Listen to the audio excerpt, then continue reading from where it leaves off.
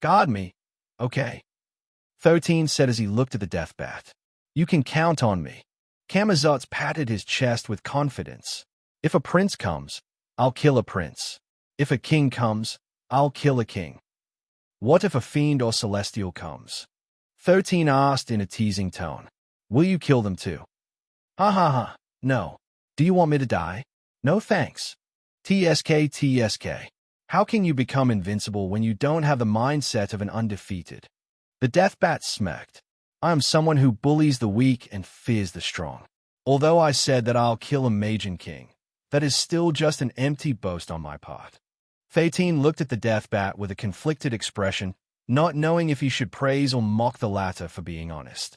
But he also felt that Camazotz was starting to change. After experiencing the battle with the Magian king, Orokai, the death bat had been inspired by Cranky's courage. Despite the fact that the honey badger was weaker than the ancient eight-headed serpent, it didn't back down. It must have made Camazotz's blood boil not out of anger, but with a determination to fight. In the death bat's point of view, Cranky was a role model of sorts, and he wished that there would come a time when he would be able to raise his head in an arrogant manner, despite facing an enemy that was stronger than him. Well, if 13 succeeds in making this legendary armor, I'm sure that I won't die even if I face a Magian king in the future, Camazotz thought. Even if I'm not able to defeat a Magian king, at least I will not be defeated by it. In the end, it's my win, right? While the death bat was thinking about these things, a ripple of power spread from where 13 was located. Suddenly, a red light shot toward the heavens, and the image of a giant serpent appeared in the sky. Camazotz, you must defeat that giant serpent in order for this armor to recognize you as its master. 13 shouted. Don't let it disturb my crafting process, or this armor will break apart. The death bat no longer hesitated and flew toward the sky in order to fight the giant serpent. A glance was enough for him to know that his opponent was only a rank 8 sovereign, so he wasn't too bothered by it. With a full-powered punch from the death bat, the black serpent's head exploded, and its body was pushed back by the force behind Camazotz's blow. Ha ha ha! Is that all you've got? Camazotz shouted. Weakling! Suddenly, the body of the giant headless serpent shook. A second later, 2 serpent heads appeared on the bleeding part of its body, almost making Camazotz jump back in fright. However, after sensing that it was only a rank 9 monster, the death bat snorted and decisively charged at it, his face filled with disdain. With a speed that surpassed the speed of sound, Camazotz blasted the 2 heads to oblivion, making it stagger once more. It's lonely here at the top, Camazotz said as if he were an extremely powerful individual, looking down on the world because he had no equal. But before he could even enjoy his act of supremacy, the headless serpent once again moved, and this time, 3 heads appeared on its body. A rank 9 overlord, Camazotz snorted. Just like earlier, he easily dealt with a monster, and even ripped apart its body in half, making sure that it wouldn't regenerate again. However, as if to mock his attempt, the destroyed parts of the giant serpent merged together and formed a 4-headed serpent. Rank 9 sovereign. Camazotz muttered. This time, he didn't attack it right away and glanced at the teenage boy on the ground, who was busy adding runes on the mythical grade armor. 13. How long will you finish upgrading that armor? Camazotz asked. Shush, don't disturb me, 13 replied. If you don't prevent that serpent from attacking me, don't blame me if your armor gets destroyed, okay? The corner of Camazotz's lips twitched after hearing the teenage boy's reply. Earlier, he was feeling very smug of himself because he thought that the giant black serpent didn't pose any challenge to him. But every time he killed it, it would revive and regenerate itself, becoming stronger with each revival. Right now, it was a rank 9 sovereign, which meant that if it was revived after Camazotz killed it, his opponent would become a Magian prince. The 4-headed serpent hissed angrily and attacked 13, who was focused on his rune crafting. Left with no choice, Camazotz gritted his teeth and attacked the 4 heads, destroying them all. But he didn't stop with that. He grabbed the headless serpent's body and flew high into the sky. After flying for hundreds of meters in the sky, He felt breathless because the oxygen in the atmosphere had grown thin. But Camazotz held his breath and continued to fly for a few more seconds before throwing the body of the giant serpent into the mesosphere. After that, he dived back down, covering his body with his wings, and transforming into a blazing comet that flashed past the sky. Just as he was about to run out of breath, Camazotz unfurled his wings and breathed in deeply. The death bat panted for nearly a minute before he finally regained his composure. With this, that monster will no longer return, right? Camazotz muttered. 13, who was busy in his runecraft, wanted to facepalm and shout at the death bat to not raise any flags. But he knew, more than anyone else, that it was already too late. Camazotz, who thought that he would never see the serpent again, suddenly saw something move from high up in the sky. At first, it looked like a small black pea, but as time passed by, this black pea grew bigger and bigger, making Camazotz's face turn grim. The giant black serpent had returned, and this time, it was now a Magian prince with 5 serpent heads, all looking at the death bat as if it had found its prey. Not all Magian princes were equal. Just like how all powerful rank monsters were divided into Alpha, Overlord, and Sovereign, the Magian princes and kings also had different sub-rankings: Initial, Middle, and Peak. Camazotz was a middle-ranked Magian prince, while Arundel the Destroyer was an initial-ranked Magian prince. Camrasepa was a peak-ranked Magian princess who was just a step away from becoming a Magian queen. Even Magian princes and princesses of the same rank didn't have equal strength. Some were stronger than others, just like how Zion was stronger than all the rookies in the world. Although the 5-headed serpent was only at the initial stages of the Magian prince, it was already enough to give Camazotz a headache. His strength lay not in his attack power, but in his speed. He was the fastest among the Magian princes in the Order of the Apocalypse, so it wasn't difficult for him to escape if he felt that the battle was disadvantageous to him. But right now, he was unable to escape.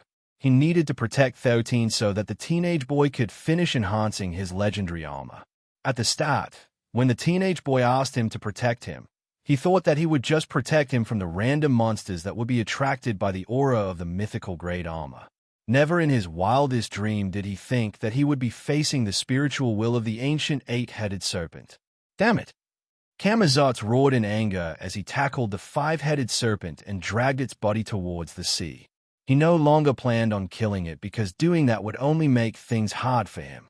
The death bat had no doubt in his mind that if he killed the serpent, it would once again revive and transform into a 6-headed serpent with the same rank as him. If that really happened, how would he be able to protect 13 from its onslaught? After acquiring the power of a Magian prince, the 5-headed serpent was no longer as helpless as before. It attacked the death bat with great ferocity, making giant waves as it slithered on the surface of the sea. It unleashed its breath attack toward the death bat, but Camazotz was simply too fast for it to hit.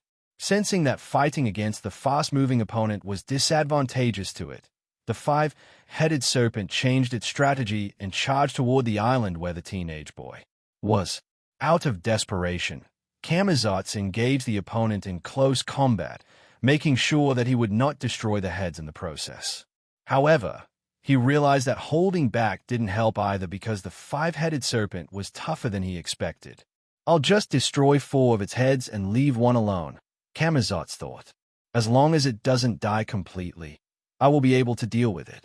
Gritting his teeth, the death bat screeched and unleashed a supersonic attack, which targeted the opponent's soul force.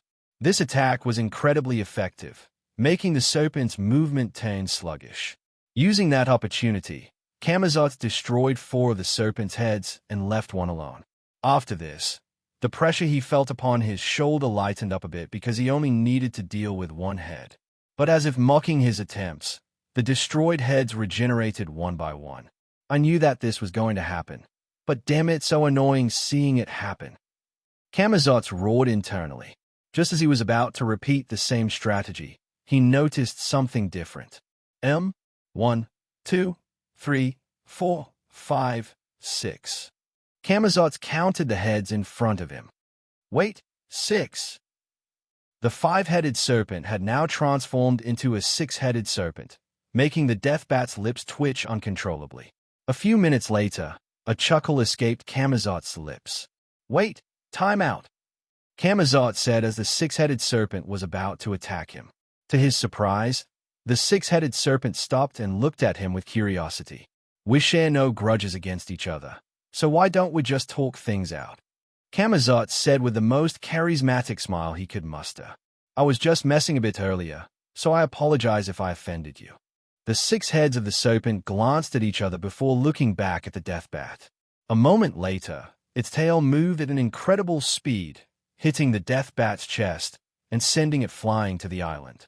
Camazot's crashed into a mountain, destroying it in half due to the impact of the blow he received. The six-headed serpent rushed past the death bat and charged at the teenage boy with bloodshot eyes. Just as its giant serpentine head prepared to unleash a breath attack on the teenage boy, something colossal appeared in front of it. A colossal honey badger swung its claws and cut the serpent heads as if it was slicing tofu. It then kicked the serpent's body and sent it crashing towards the sea, creating a giant wave on the location where it fell. "Big bro!" Camazotz cried out in happiness when he saw Cranky appear to save 13. The honey badger glanced at the death bat and clicked its tongue. "Who's your big bro?" Cranky asked in a cranky tone. "It's just a snake, and you can't even beat it? You make me look bad." "Bro, I was just letting it think that it has the upper hand." Camazotz wiped the blood at the corner of his lips and smiled fawningly at its idol. "Oh, really?" Cranky crossed his arms over his chest. "Of course," Camazotz replied. "Great. Then fight that thing and prove your worth." Cranky pointed in the direction of the serpent, who now had 7 heads. It was now a peak-ranked Magian prince, stronger than Camazotz. However, as if injected with chicken blood, the usually sycophantic death bat fearlessly charged at the 7-headed serpent and attacked it without mercy. Despite the disparity in rank, Camazotz felt that he suddenly became invincible because his idol was watching him fight. 13, who was still busy upgrading the armor, smirked when he saw through Tiona's eyes that Camazotz had taken the initiative to fight a monster that was stronger than him. At the center of the red armor, a bat emblem appeared, which reminded him of Batmaster again. That person wasn't born as a hero. He wasn't born with superpowers just like his peers. But that didn't stop him from doing heroic deeds. Camazotz wasn't aware that the more he fought against the giant serpent, the more powerful his armor would become. But that wasn't 13's goal. No, his goal was to create a legendary armor. But in order to do so, its owner must also perform a legendary feat. The one in the Laplace demon only gave the monarchs mythical-grade equipment because what they had done wasn't a legendary act. If they had fought against the Black Dragon of Destruction directly and faced it with courage and determination, they would have been rewarded for their efforts. The God of Wanderers was an unfair and fair being. He would send the Wanderers to perform nearly impossible missions. But once they succeeded, the rewards would be just as great. Right now, 13 needed Camazotz to go above and beyond his capacity, enough to gain the honor of becoming a legend in his own right. With arms crossed over his chest, Cranky watched as Camazotz desperately fought against the peak-ranked Magian prince. Camazotz perfectly made use of his exceptional speed, employing hit-and-run tactics against his opponent. However, the 7-headed serpent had no intention of playing with him and once again charged on land. The death bat could have chosen to let the honey badger fight against it. But how could he possibly do that? Right now, his idol was watching him, so he wanted to show his good side. Because of this, he had no choice but to use a frontal assault at his opponent. Little did he know that this was part of the 7-headed serpent's plan, who had long noticed that Camazotz would do everything to stop it from disturbing the teenage boy from finishing his craft. The moment Camazotz appeared in front of it, it unleashed a breath attack at point-blank range, forcing the death bat to use one of his life-saving artifacts. In an instant, he was enveloped by a small golden pyramid, which tanked the breath attack of the 7-headed serpent. The sound of something cracking reverberated in the surroundings, but the golden pyramid endured the onslaught till the very end. When the breath attack ended, the golden pyramid shattered, and the death bat reappeared. Blood spilled at the corner of Camazotz's lips, and a black smoke oozed out of his left shoulder. Clearly, the breath attack dealt him significant injuries, but his determination to fight didn't wane in the slightest. "Do you know why I'm called the Death Bat?" Camazotz asked as blood spilled from his lips. "The closer I am to death, the more powerful I become." His body started to glow crimson as he flapped his wings to fly straight toward the seven-headed serpent, who didn't back down in the slightest.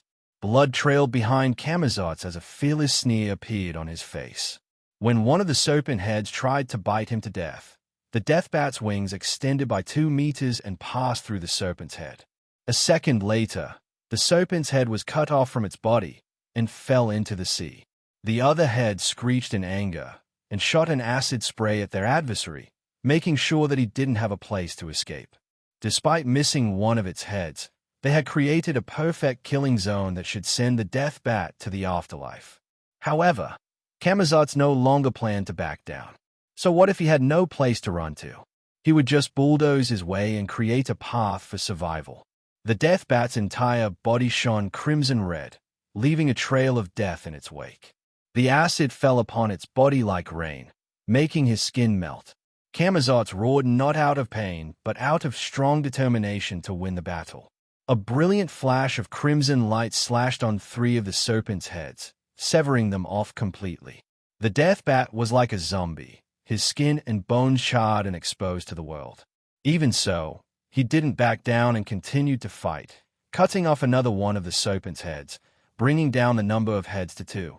One of Camazotz's eyes had already turned blind due to the acid, and because of that, he wasn't able to see the serpent tail that was about to hit him from his left side.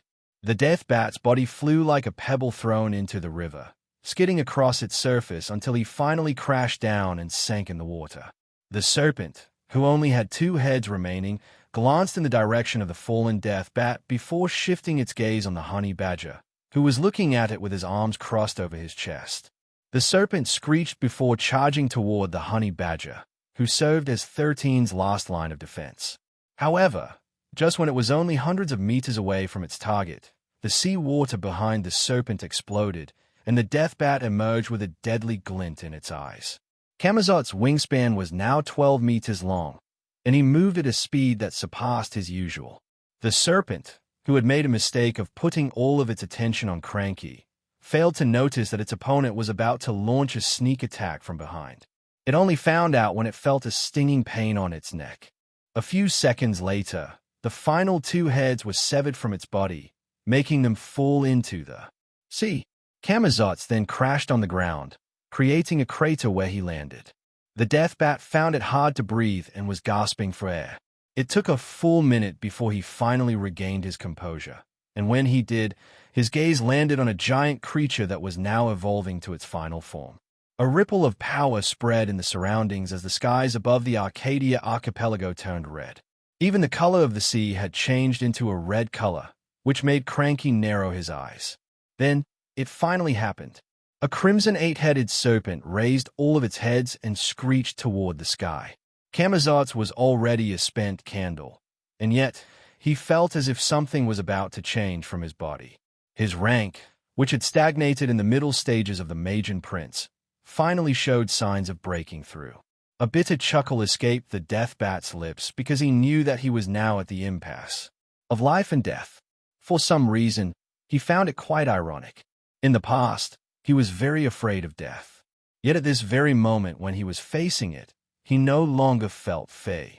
Camazotz looked at the Magian King with his remaining eye before spreading his tattered wings. Blood flowed from nearly every part of his body, and his bones were visible as well. "I am Camazotz," Camazotz declared. "I am the death bat who flies on the battlefield of death. If a Magian Prince comes, I'll kill a prince. If a king comes, I'll kill a king." The sound of thunder rumbled, and dark clouds covered the heavens. Seeing the courage that Camazotz was showing, the heavens were moved and thus answered, triggering a tribulation. Most jinns and monsters ranked a Magian Prince or Archon raised their rank the safer, normal way. However, there were rare instances when the breakthrough to each realm would trigger a tribulation. If one managed to pass, they would be several times stronger than if they had gone through a normal realm breakthrough. The death bat no longer had the strength to fight the eight-headed serpent, so he decided to use the lightning tribulation to deal damage to it. Since there were others in the surroundings while he was undergoing a tribulation, the might of the lightning strikes would increase several-fold. But 13 decided to take a gamble. "Rocky!"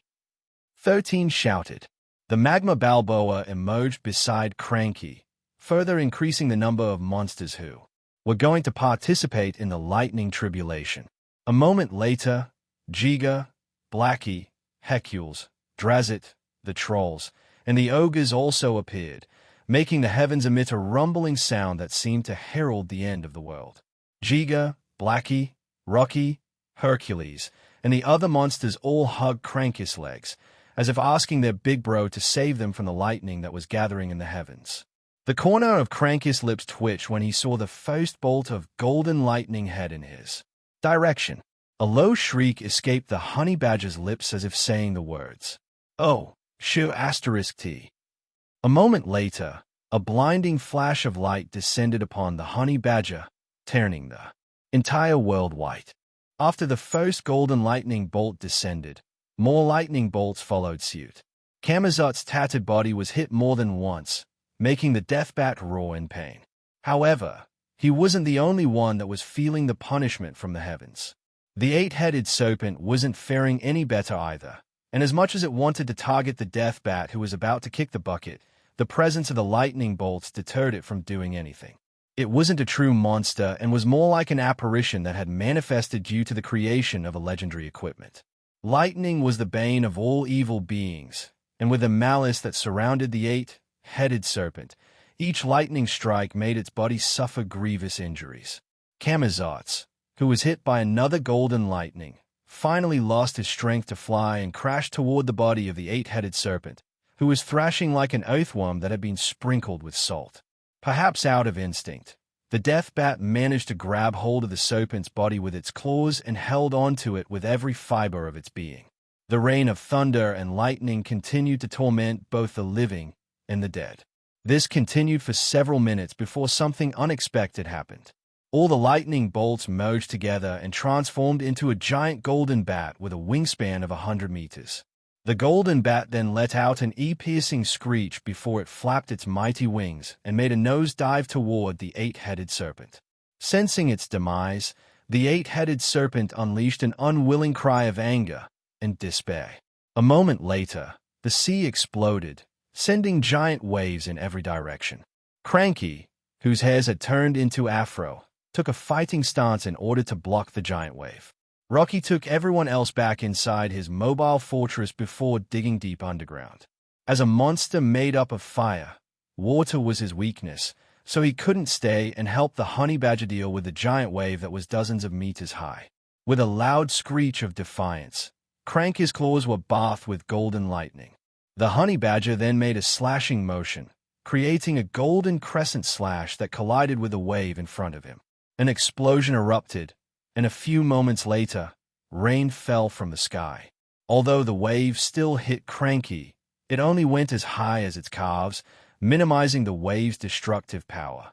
The seawater that passed by the honey badger then fell into a fissure that Rocky had made earlier to prevent the water from reaching 13.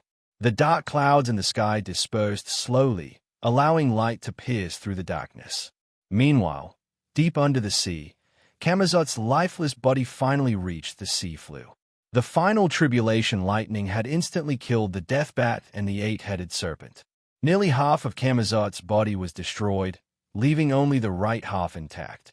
A rank 5 deep-sea monster approached the death bat, thinking that it had found a free meal. It had also been attracted to the scent of Camazot's gin core, which it planned to eat to become stronger. But just as he was about to take a bite of the death bat's chest, Camazot's right hand rose up and cut the rank 5 monster in half with his claws. The sea monster died not knowing how it happened, its body falling beside the death bat, whose hand had once again fallen to his side. A moment later, a faint golden spark flickered on the death bat's chest, exactly where his gin core was located. Camazot's body then started to shake as his body parts regenerated at a rapid pace. In the span of a few minutes, the death bat's body fully recovered. However, there were a few changes that were added to his form. Instead of having a single pair of wings, Camazotz now had 2 pairs of bat-like wings. His body had also grown a meter taller, and his physique had become more lean and toned. Several minutes passed, and the death bat finally opened his eyes. He then propped himself up and looked at his hands and body that were brimming with power. Camazotz had now become a peak-ranked Magian prince after undergoing a tribulation breakthrough. This meant that he was stronger than the other Magian princes of the same rank, for unlike most, his body had been reformed to perfection. It took him a while to realize that he was still underwater. He didn't notice it right away because he could breathe normally as if he was on land, catching him by surprise. Camazotz then clenched his fists, feeling the power emanating from his body. He couldn't help but laugh in joy because for some reason, he felt as if he had been reborn to a brand new version of himself. After laughing for a full minute, the death bat propelled himself upward, breaking through the water's surface in a few seconds. His gaze then landed on the island, which was devastated due to the battle that had just transpired. He could no longer see Cranky or any of 13's monster army.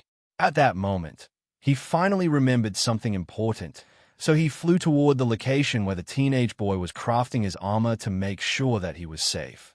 When he arrived at his destination, he found 13 drinking a can of cola with a carefree expression on his face. Although the teenage boy looked calm on the surface, he was actually feeling very exhausted. Even so, a faint smile could be seen on his lips because he and Camazotz both succeeded in their missions. "Thank you, 13," Camazotz said before giving the teenage boy a respectful bow.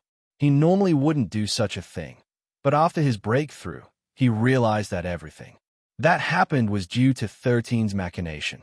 The teenage boy had taken a gamble, and he had won. Not only did he craft a legendary armor, he had also allowed Camazotz to perform a legendary feat, which was defeating a Magian king. Because of this battle, Camazotz had finally gained a belief which would no longer waver when he fought against strong opponents. "You're welcome," 13 replied. "Now take your armor, so I can go back to Pangea." The deathbat smirked before raising his hand. As if answering his call, the legendary armor flew toward the deathbat's chest, merging with his body. A mark of a bat appeared on Camazotz's chest, making 13 smirk. Now that the deathbat, who was part of the Trinity of the Apocalypse, had become stronger, 13 had gained a more reliable partner who would help him overcome the challenges that the goddess of fate had prepared to block his way. "Camarasepa, I can understand why you formed a team with 13, Paimon said with a smile. "But why did you add that weakling, Camazotz? Do you need a cannon fodder in your team or something? You seem to be having a big misunderstanding here." "Paimon," Camarasepa replied. "I was the one who joined 13's and Camazotz's team, not the other way around." "Oh, I see." Paimon nodded. "Back then, I thought 13 was the weakest among us, but now, I can no longer think that way. Even so, I still feel like Camazotz is having it easy as of late. Thanks to his connection to you, he's able to access the treasures in the 6th level of the Treasury of the Apocalypse. He's such a leech, you know." Camarasepa smiled, but didn't say anything in reply. Truth be told, she didn't share Payman's beliefs about Camazotz. Before 13 had even joined the Order of the Apocalypse, Camarasepa had already done a divination on the death bat. Of course, she didn't only do this divination to Camazotz, she had done it to all the members of the Order of the Apocalypse. She wanted to know which ones would bring her the greatest benefits, and to her surprise, an omen of great luck showed when she did a divination for Camazotz. Because of this, she paid close attention to his movements in the territory of the Jinns and even placed several spies in his army to make sure that she would be up to date with any news regarding the death bat. When 13 appeared in the Order, she also did a divination for the teenage boy. But that experience shook her to the core. A pair of large green eyes stared at her from the darkness, like a god looking down on an insect. Since then, Camarasepa felt that the weakest member of their order wasn't someone ordinary. So when Camazotz invited 13 to form a team together, she didn't hesitate to approach the two of them to join their alliance. After that, they named themselves the Trinity of the Apocalypse. She didn't hold back and helped the two gain some benefit from her side, which she believed would make them feel indebted to her. As someone who had already opened the 6th layer of the treasury of the apocalypse, the treasure she had access to surpassed anyone in their organization. 13 and Camazotz had been very happy to accept her offer, which made her feel that she had succeeded in making the two indebted to her. She had also participated in the Battle of the Arcadia Archipelago, making the two understand how powerful she was. However, when 13 asked for her help in fighting against the Magian King, she politely declined his invitation, for fighting against a Magian King wasn't a risk she was willing to take. She had done a divination beforehand, and all she saw was the symbol of death, which strengthened her resolve to skip this battle at all costs. As she watched the battle unfold, she couldn't help but feel that she made the right decision at the start. But when 13 suddenly unleashed a power that surpassed that of a Magian King, she and all the other members of the Order of the Apocalypse couldn't help but look at the scene in shock. They watched as the teenage boy treated the powerful Magian King like a rag doll, unable to even offer any resistance to his merciless strikes. Orokai had been beaten so badly that his regeneration ability was unable to surpass the damage that his body had received. In the end, the powerful Magian King died a tragic death, which made the teenage boy's popularity within their organization soar by leaps and bounds. Paimon continued to talk Shu*T about Camazotz, which made the other members of the Order laugh as they shared their disdain for the Death Bat. As if waiting for that moment, a purple portal appeared, and the Death Bat emerged from it with a smile on his face. Speaking of the weakling, Paimon said with a sneer, "Yo, Camazotz, where have you been hiding as of late?" The Death Bat smirked and walked toward his friends. "What's up, everyone?" Camazotz asked. "I know I'm good-looking, but if you all stare at me like this, even I will feel embarrassed, you know." "Good-looking?" Paimon laughed. "Excuse me?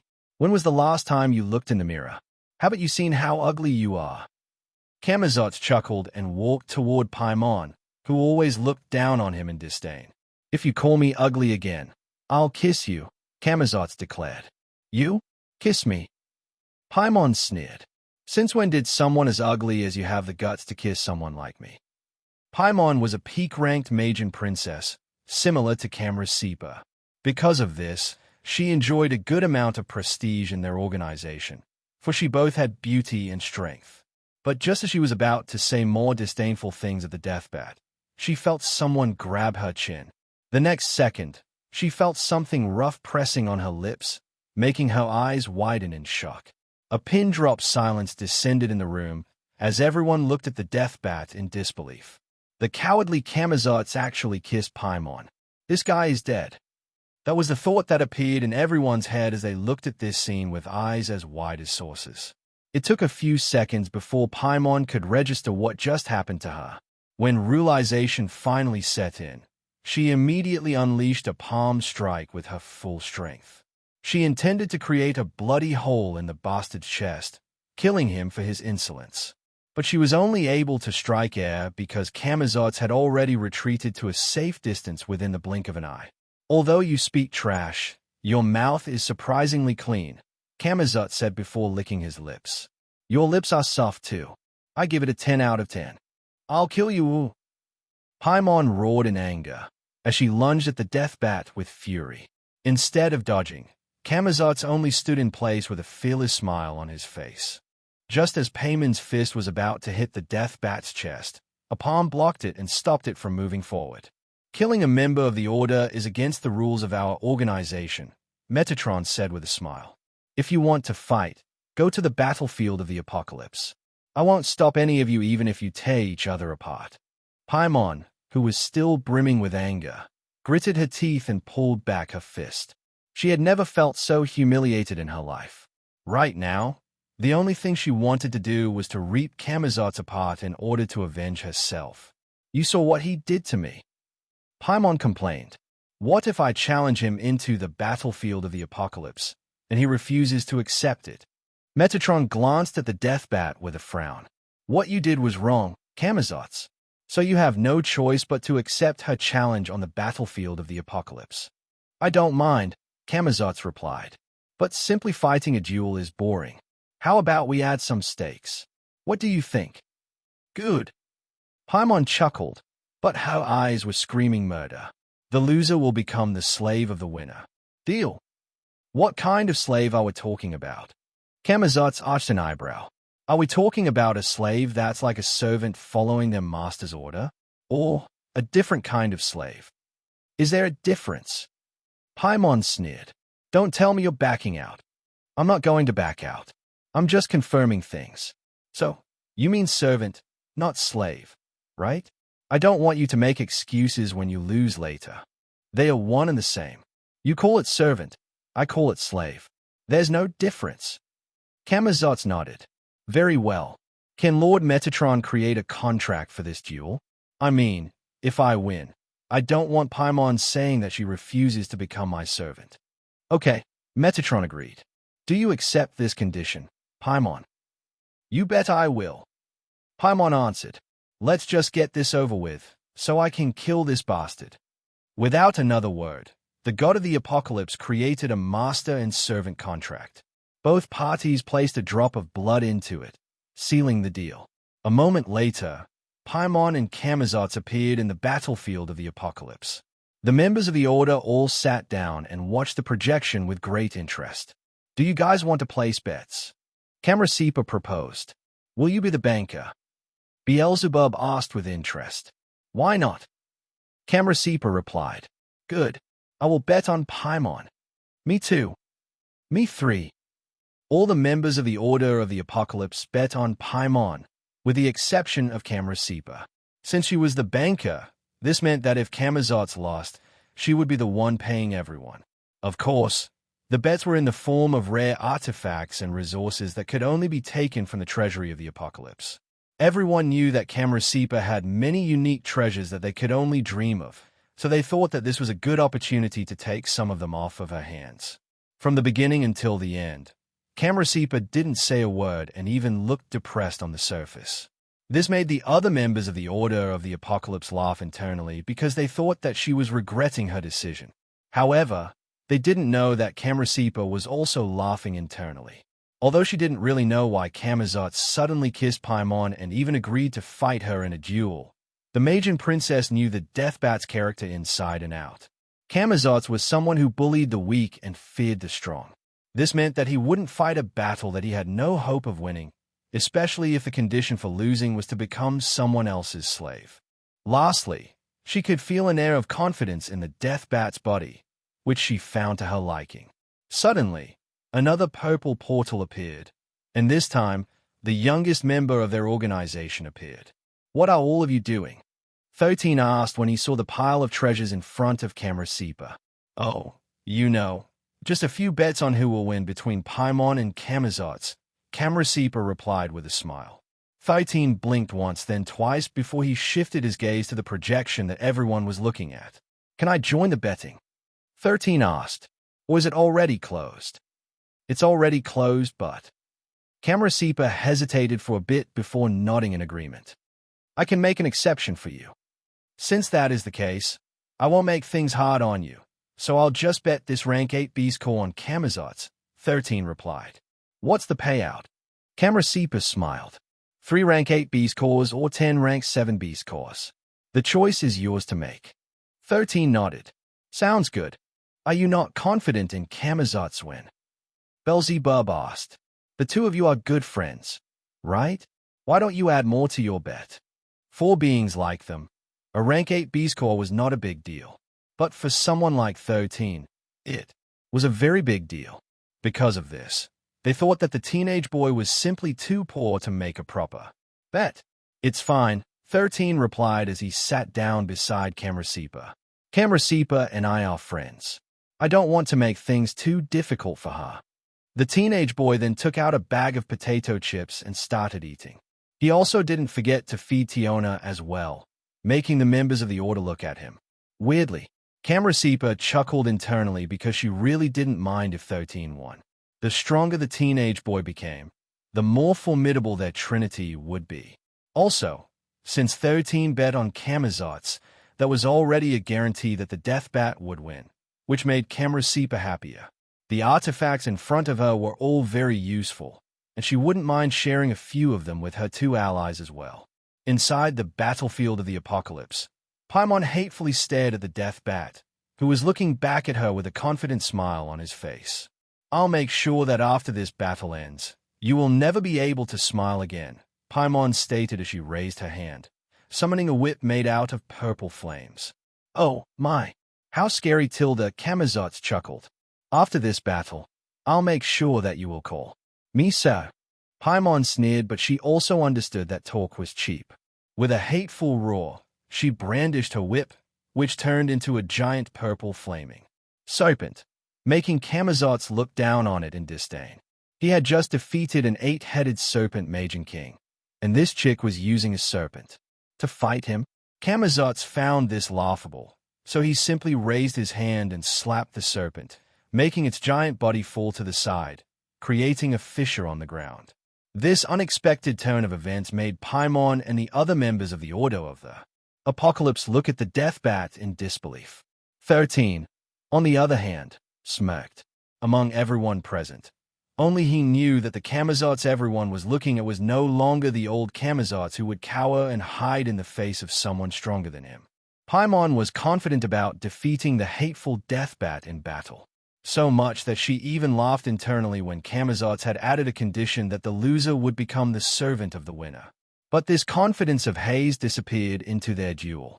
Despite doing her best to land a hit on her opponent, the death bat evaded each of them so easily while gradually inching in her direction. Currently, the death bat was in his demi-human form.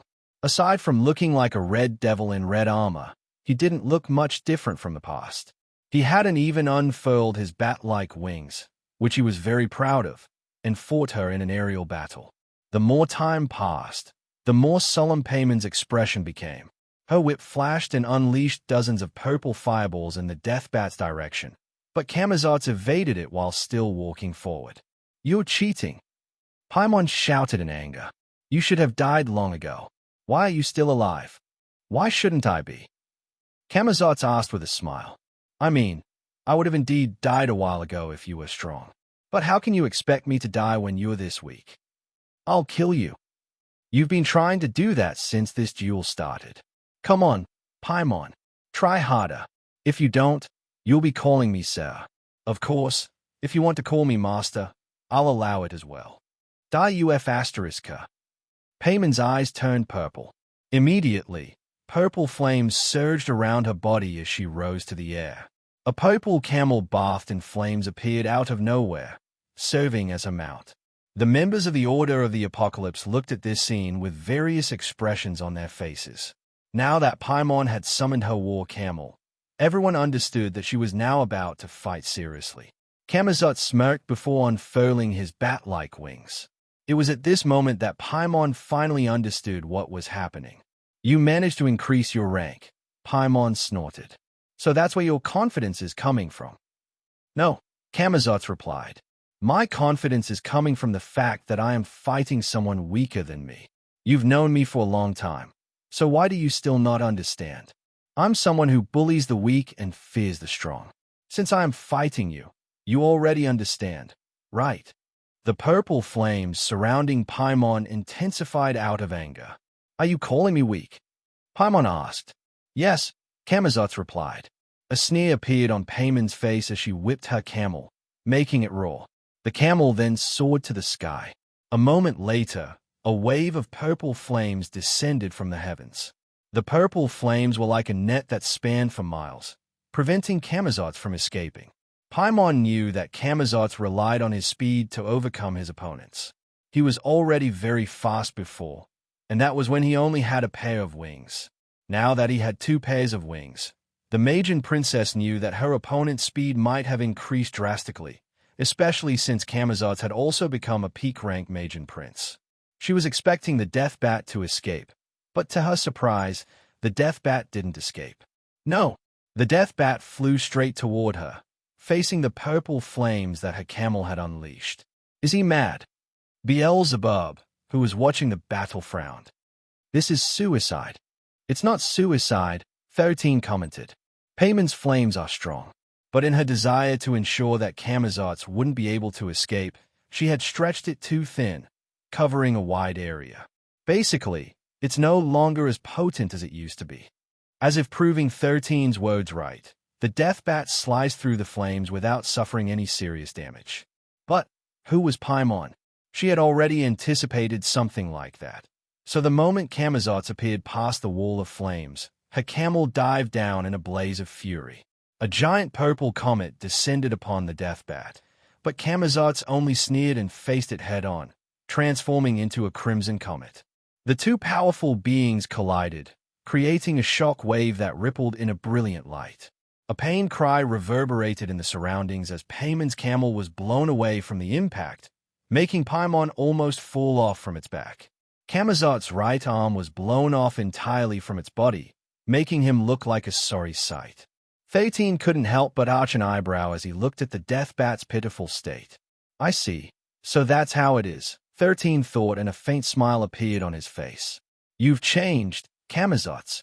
A pained expression could be seen on the death bat's face, which lasted for a few seconds before it was replaced by a confident smile. Suddenly, Camazotz started to laugh out loud, which made Paimon, who had already regained her composure, look at the death bat in surprise. Did he go crazy after getting his arm blown off? Paimon thought. Although she was thinking that the death bat had gone crazy, a part of her felt fearful because that was her full-powered strike. It should have been more than enough to kill a Magian prince 2 times over. But her target didn't die. Even though Camazotz's right arm had been blown off his body, the Magian princess still felt very anxious. Paimon, if you have no more tricks left, I'll be ending this battle now, Camazotz said. So if you still have any trump cards, use them now because you might not have the opportunity to use them later. You're still talking big even after you lost your arm.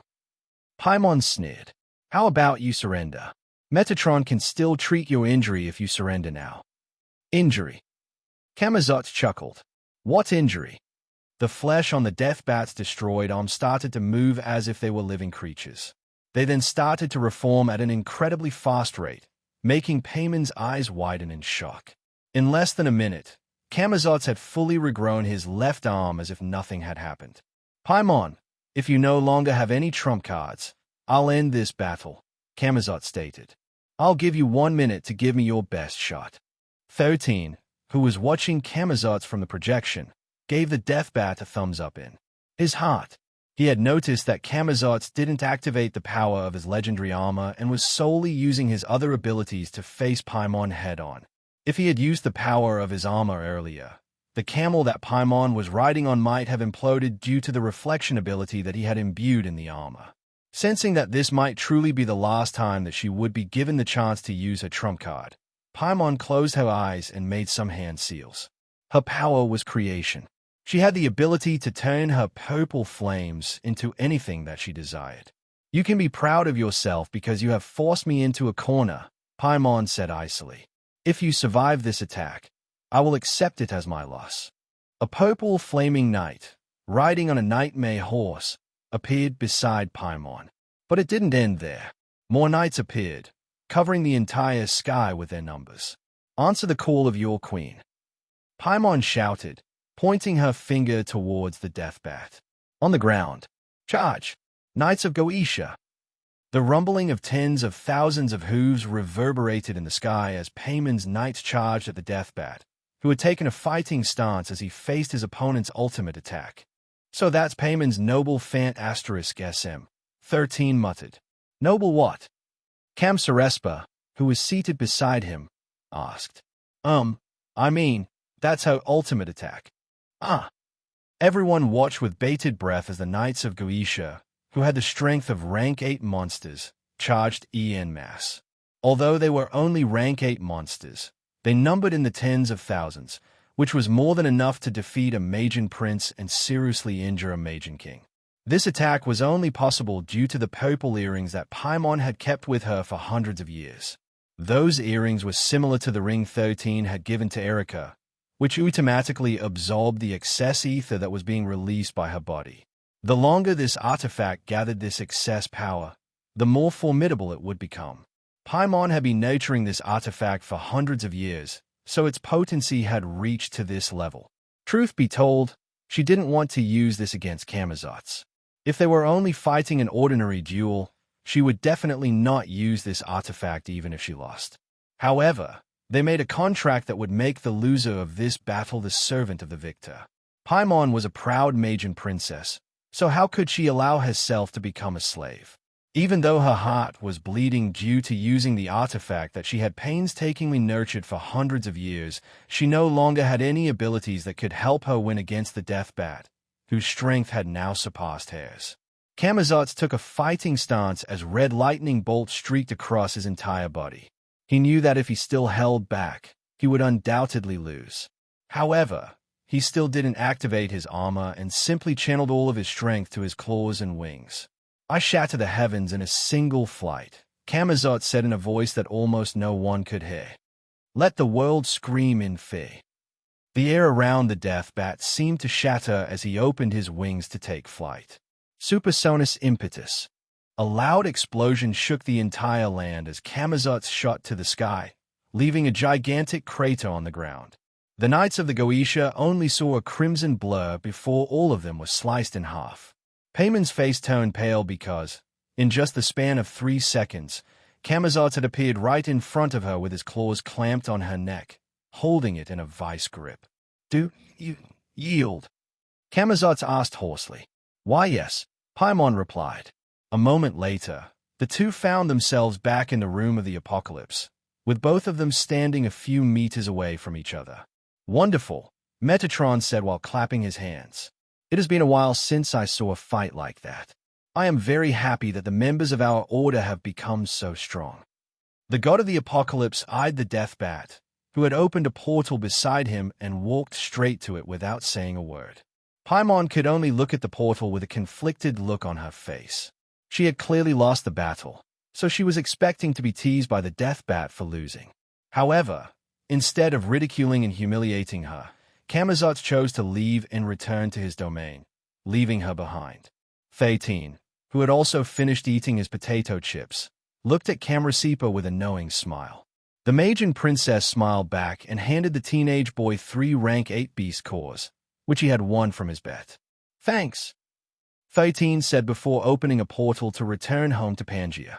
Now that he had acquired what he wanted and watched Camazotz's brilliant battle, the teenage boy was in a good mood. However, the other members of the apocalypse didn't share his good mood because all of them had lost against Camrasipa. They could only watch bitterly as the Magian princess stored their items inside her storage artifact with a smile on her face. "Did you open that betting because you knew that we would bet against Camazotz?" Beelzebub asked. "Yes," Camrasipa replied honestly. "I know that Camazotz is someone who chooses his battles. He will not fight a battle where he will lose." Paimon could only sigh helplessly after hearing the Magian princess's words.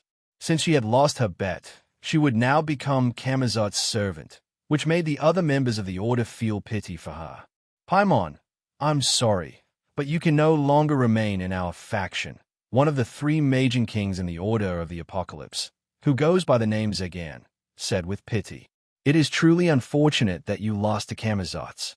Paimon bit her lip, but she knew that this was something inevitable. Since she was now Camazotz's servant, her status within the Order had dropped to the lowest point, making her the weakest member of their Order. Although they were part of the same organization, they treated each other as rivals. Only the strong would be able to stand tall and become the leader of the Order. "Paimon, how about you join us?" Camrasipa proposed. "I promise that you will not lose out and even gain more by joining our group." Zagan arched an eyebrow after hearing Camrasipa's declaration.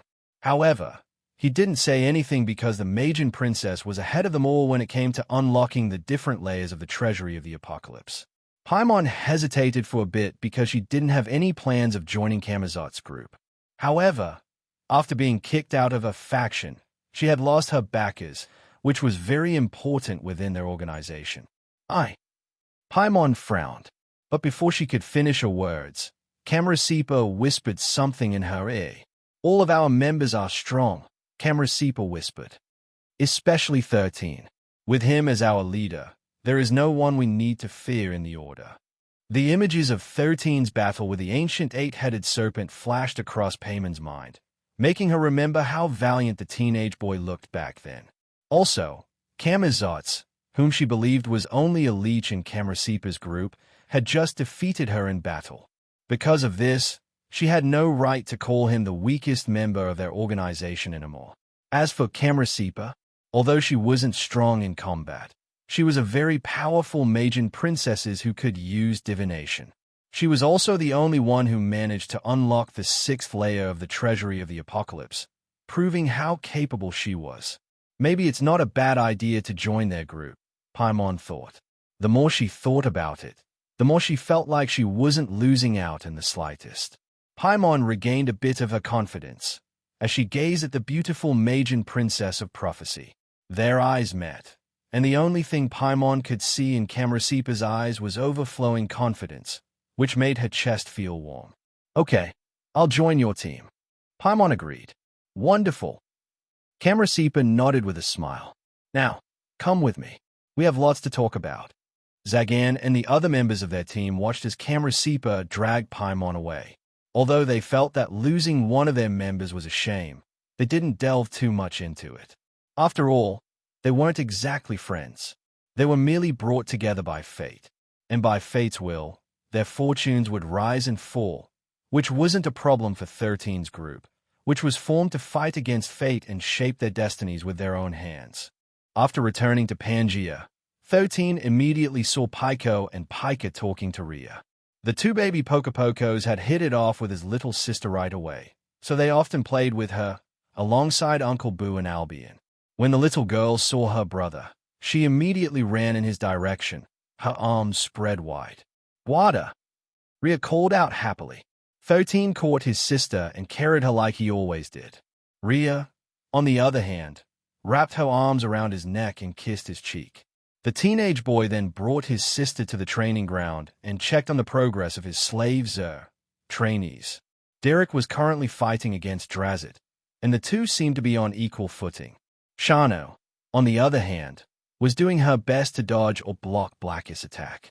During their journey in Solterra, he noticed that Derek's foundations were already pretty solid and that the latter only needed to gain fighting experience in order to increase his strength.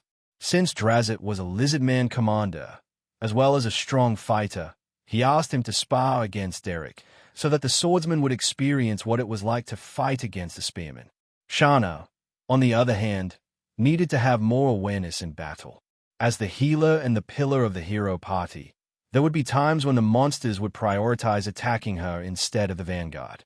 But the only monsters who would be able to get past Roland's, Derek's, and Diana's defenses were extremely fast monsters.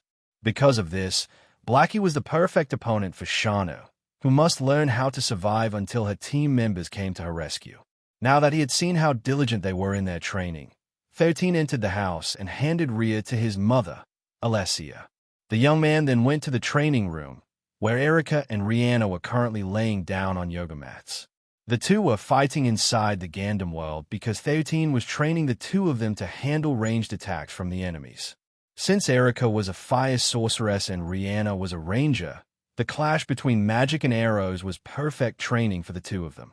Originally, Erica thought that she would have the advantage because she could fly in the sky. However, it didn't take long before she realized that she was greatly mistaken. Rihanna had become an incredibly good marksman after being trained by 13. She could now fire arrows consecutively while on the run and dodging Erica's spells. 13 had banned Erica from using her magic bullets, which had tracking properties because he didn't want the sorceress to rely too much on them. Erica knew that 13 was only doing this for her sake, so she didn't complain and unleashed her fire spells left and right. Rihanna, who was not having an easy time evading the spells that were raining down on her, had a faint smile on her face. Although she was smiling, she was taking this training seriously. This was the first time that she was facing Erica's bombardment directly, and she was learning a lot of things from this experience. 13 watched their battle through the projection and nodded in satisfaction. He then shifted his gaze to Mikhail, Shusha, and Remy, who were also lying on yoga mats a distance away from the two young ladies. 13 had added the information of the monsters whom he had faced in the Trial of Courage. Currently, Mikhail and Shusha were fighting against a rank 6 Umbrafang, which was giving them a hard time. Remy, on the other hand, was fighting against 3 rank 1 feral monkeys. His little sister could easily defeat a rank 1 monster in a one-on-one battle. However, she was weak when it came to fighting against a group, so 13 was making sure that she would know how to deal with these kinds of situations in the future. 15 minutes later, Mikhail and Shatter removed the Neuralinks from their heads and sighed in frustration. That monster is not only strong but incredibly fast as well, Mikhail said with a frown. Shatter nodded. Fighting it in a forest is a nightmare. Fortunately, this is only training. If we met something like that in Solterra, we might have been seriously injured, or worse. Mikhail and Shatter were now powerful wanderers in their own right. Mikhail was an initiate, while Shatter was an apostle. Their ranks were weaker than the rank 6 Umbrafang, but due to the divine martial techniques that 13 had bestowed upon them, they were able to fight against stronger opponents who surpassed their ranks. Even so, that didn't make them invincible, so they suffered losses against their opponent. Remy, who was lying beside them, also removed the Neuralink on her head and sighed deeply. I'm still not strong enough to fight against 3 feral monkeys, Remy muttered in disappointment. While she was feeling depressed, she felt a hand lightly pat her head. You're doing well, Remy, 13 said with a smile. You managed to defeat one of the feral monkeys before you got defeated. That's already an achievement, you know. But brother can defeat those monkeys easily, and we're both rookies, Remy replied with a pout. Shatter gave her little sister a hug and whispered something in her ear. You shouldn't treat Zion as an ordinary rookie, Shatter whispered. He is different from us. Remy nodded in understanding. She was happy that her brother was training her seriously, but she was feeling frustrated because she was unable to meet his expectations. You're still young, Remy, Mikhail said with a smile. When I was your age, I wouldn't even be able to win against 2 feral monkeys, yet you fought 3. Being able to survive that long is already a good thing. After getting encouragement from her siblings, Remy finally felt better and listened to 13's pointers that he noticed during his battle. The teenage boy also gave Mikhail and Shatter pointers after he finished telling Remy things that she should watch out for whenever she was fighting multiple monsters. Zion, you're so good. Mikhail looked at his little brother with pride. Is there something you can't do? I can't get pregnant, 13 replied in a heartbeat. You also can't cook, Shatter commented from the side. A few seconds later, both she and Remy giggled at the same time because they had suffered terribly from 13's cooking. To this day, they still wonder how any dish that their brother cooked always tasted like bubblegum. While the siblings were having a lively chat with each other, 13's communicator began to ring. When the teenage boy saw the name of the caller, a frown appeared on his face before picking up the call. Yes, Gramps, do you need something? 13 asked. Usually, Arthur wouldn't bother calling him unless it was absolutely important. Since the patriarch of the Leventis family was calling him now, this meant that something very important had happened. Come to the main residence now, Arthur ordered. We need to talk about something very important. I don't want to talk about this over the communicator. Understood, 13 replied. Since there was a possibility that their talks could be intercepted by third parties, it was indeed inappropriate to talk about important matters through the communicator. I'll be going to Graham's place for a while, 13 replied. The 3 of you rest for an hour, then return to training. If I'm not back before lunch, don't wait for me and just eat. After saying those words, 13 left for the Leventis main residence. Fortunately, Arthur had already asked Hans to pick him up, so he no longer needed to worry about how he would arrive at his destination. Several minutes later, 13 entered the gate of the main residence. He noticed that there were a lot of guards in the surroundings, which made him frown. Did something serious happen? 13 thought as he followed Hans to his grandfather's office. For some reason, he was having a bad feeling about this, and usually, his gut instinct was right. When 13 entered the office of his grandfather, he saw 3 people inside of it. Arthur, Michael, and his grandma, Lady Callista.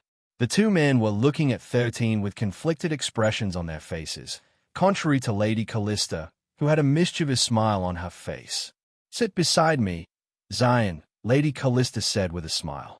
Understood, Grandma, 13 replied as he obediently took a seat beside his grandma, who now appeared to be in her early 30s. When he saw that his grandson was properly seated, Arthur cut to the chase and asked 13 a question. Where's Gerald right now? Arthur asked. In Solterra, 13 replied. Where in Solterra? Somewhere that is a good distance away from the human kingdoms. Arthur and Michael exchanged a knowing glance with each other before the old man shifted his attention back to his no-good grandson. There's been a disturbance in Solterra, Arthur said in a serious tone. This only happened a few hours ago. But according to rumors circulating in the human kingdoms, they sensed the presence of a mythical weapon being birthed near the Rosetta Mountains range. An apparition of a giant serpent slithering across the sky appeared, and many people saw it from miles away. Because of this, the Monarch clans and the prestigious family suspected that someone might have succeeded in crafting a mythical grade equipment. Arthur narrowed his eyes as he paid extra attention to 13's expression. Did your father craft a mythical equipment? Arthur inquired. How can that be? 13 immediately denied his grandfather's statement. Pops is a good blacksmith, but is not that good. How can he possibly craft a mythical weapon? Gramps, did you not drink your medicine when you woke up today? The corner of Han's lips twitched, while a giggle escaped Lady Callista's lips. Michael had a calm expression on his face, while Arthur looked at his grandson in contempt. Have you forgotten that our family currently possesses 4 mythical-grade equipment, all of which your father crafted? Arthur asked in disdain. Are you telling me that you already have Alzheimer's disease despite being so young? 13 lightly tugged Lady Callista's dress and looked at her with a pitiful gaze. Grandma, Gramps is bullying me, 13 complained. Lady Callista chuckled before pulling her grandson to her embrace and patting his head to comfort him. Arthur clicked his tongue in annoyance. Answer the question. Did your father succeed in crafting another mythical-grade equipment? Maybe, 13 replied. But since I haven't seen him for the past few days, I can't really be sure of it. Michael fixed his glasses before joining the conversation. The Rosetta Mountain range spanned for miles, and it belonged to one of the hidden organizations known as the Order of Raziel, Michael explained. We already have dealt with them in the past thanks to you being the middleman. We already contacted them and asked what had happened. But they said that a heavenly apparition appeared because one of their elders managed to break through to the next rank. At least, that is what they want the public to believe. Arthur nodded. If this happened at another time, then people might have accepted their response. But the Majin King scales had just been sold not long ago. Many believe that the heavenly apparition appeared because a mythical-grade weapon was born.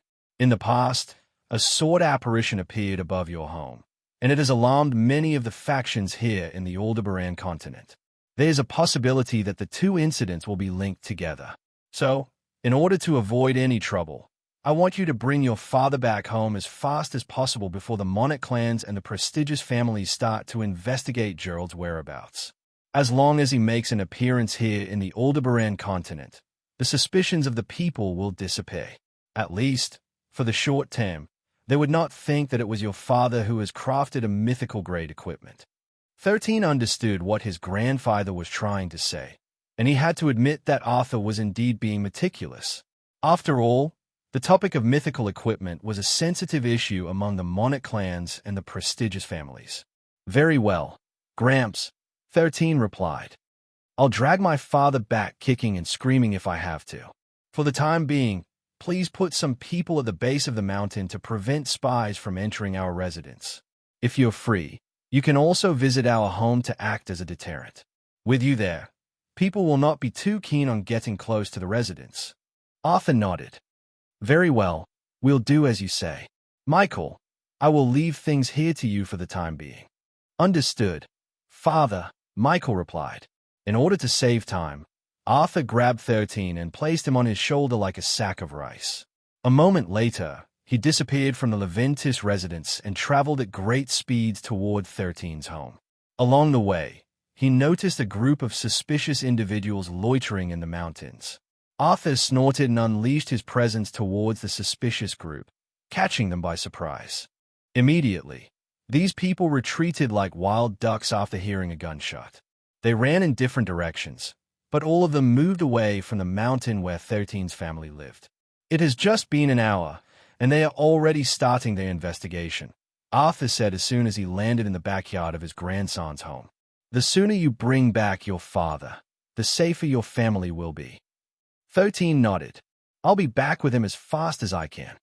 The teenage boy understood the importance of this matter, so he pretended to enter the teleportation gate that had been built inside their house. However, instead of entering the gate, he used his Ring of the Apocalypse to go to the meeting room of their organization. From there, 13 used his special ability to teleport to the secret headquarters of the Order of Raziel in the Rosetta Mountain Range. When he arrived, he immediately looked for his father because the situation was urgent. Fortunately, Adura was there to assist him, and she ordered her subordinates to help carry Gerald to the teleportation gate, which was connected to the teleportation gate in 13's home.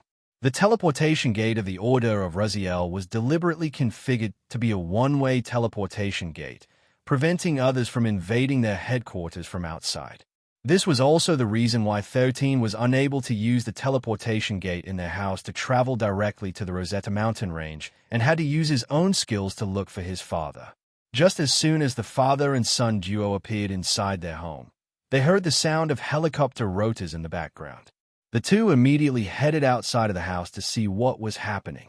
When Arthur saw that his son and his grandson had returned on time, the worry on his face disappeared completely. The helicopter slowly descended and landed in 13's backyard.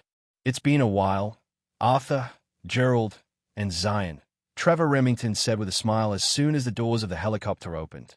The monarch's gaze landed on Gerald, as if making sure that he was the real Gerald and not some kind of double that the Leventis family had prepared on time.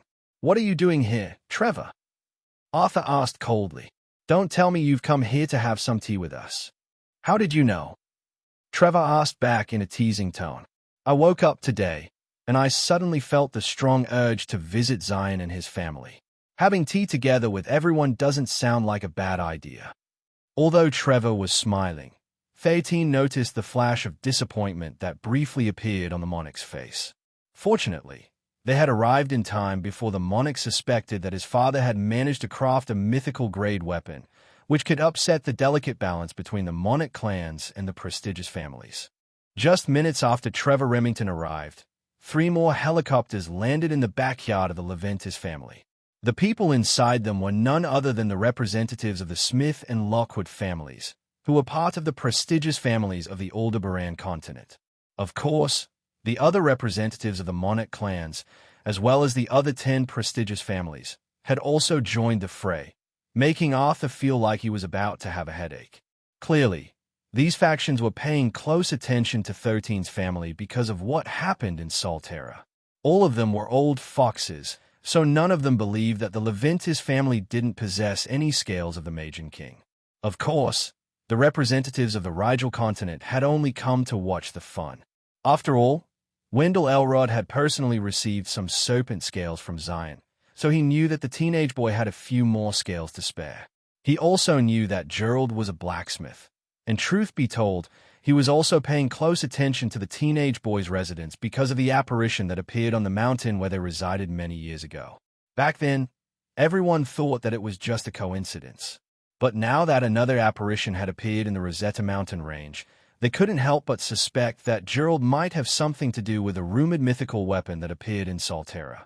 Dad, I know I'm famous, but did all of them come here to get my autograph? 13 asked in an innocent tone. Nonsense, Gerald replied. Clearly, they are here because they want to see my good looks.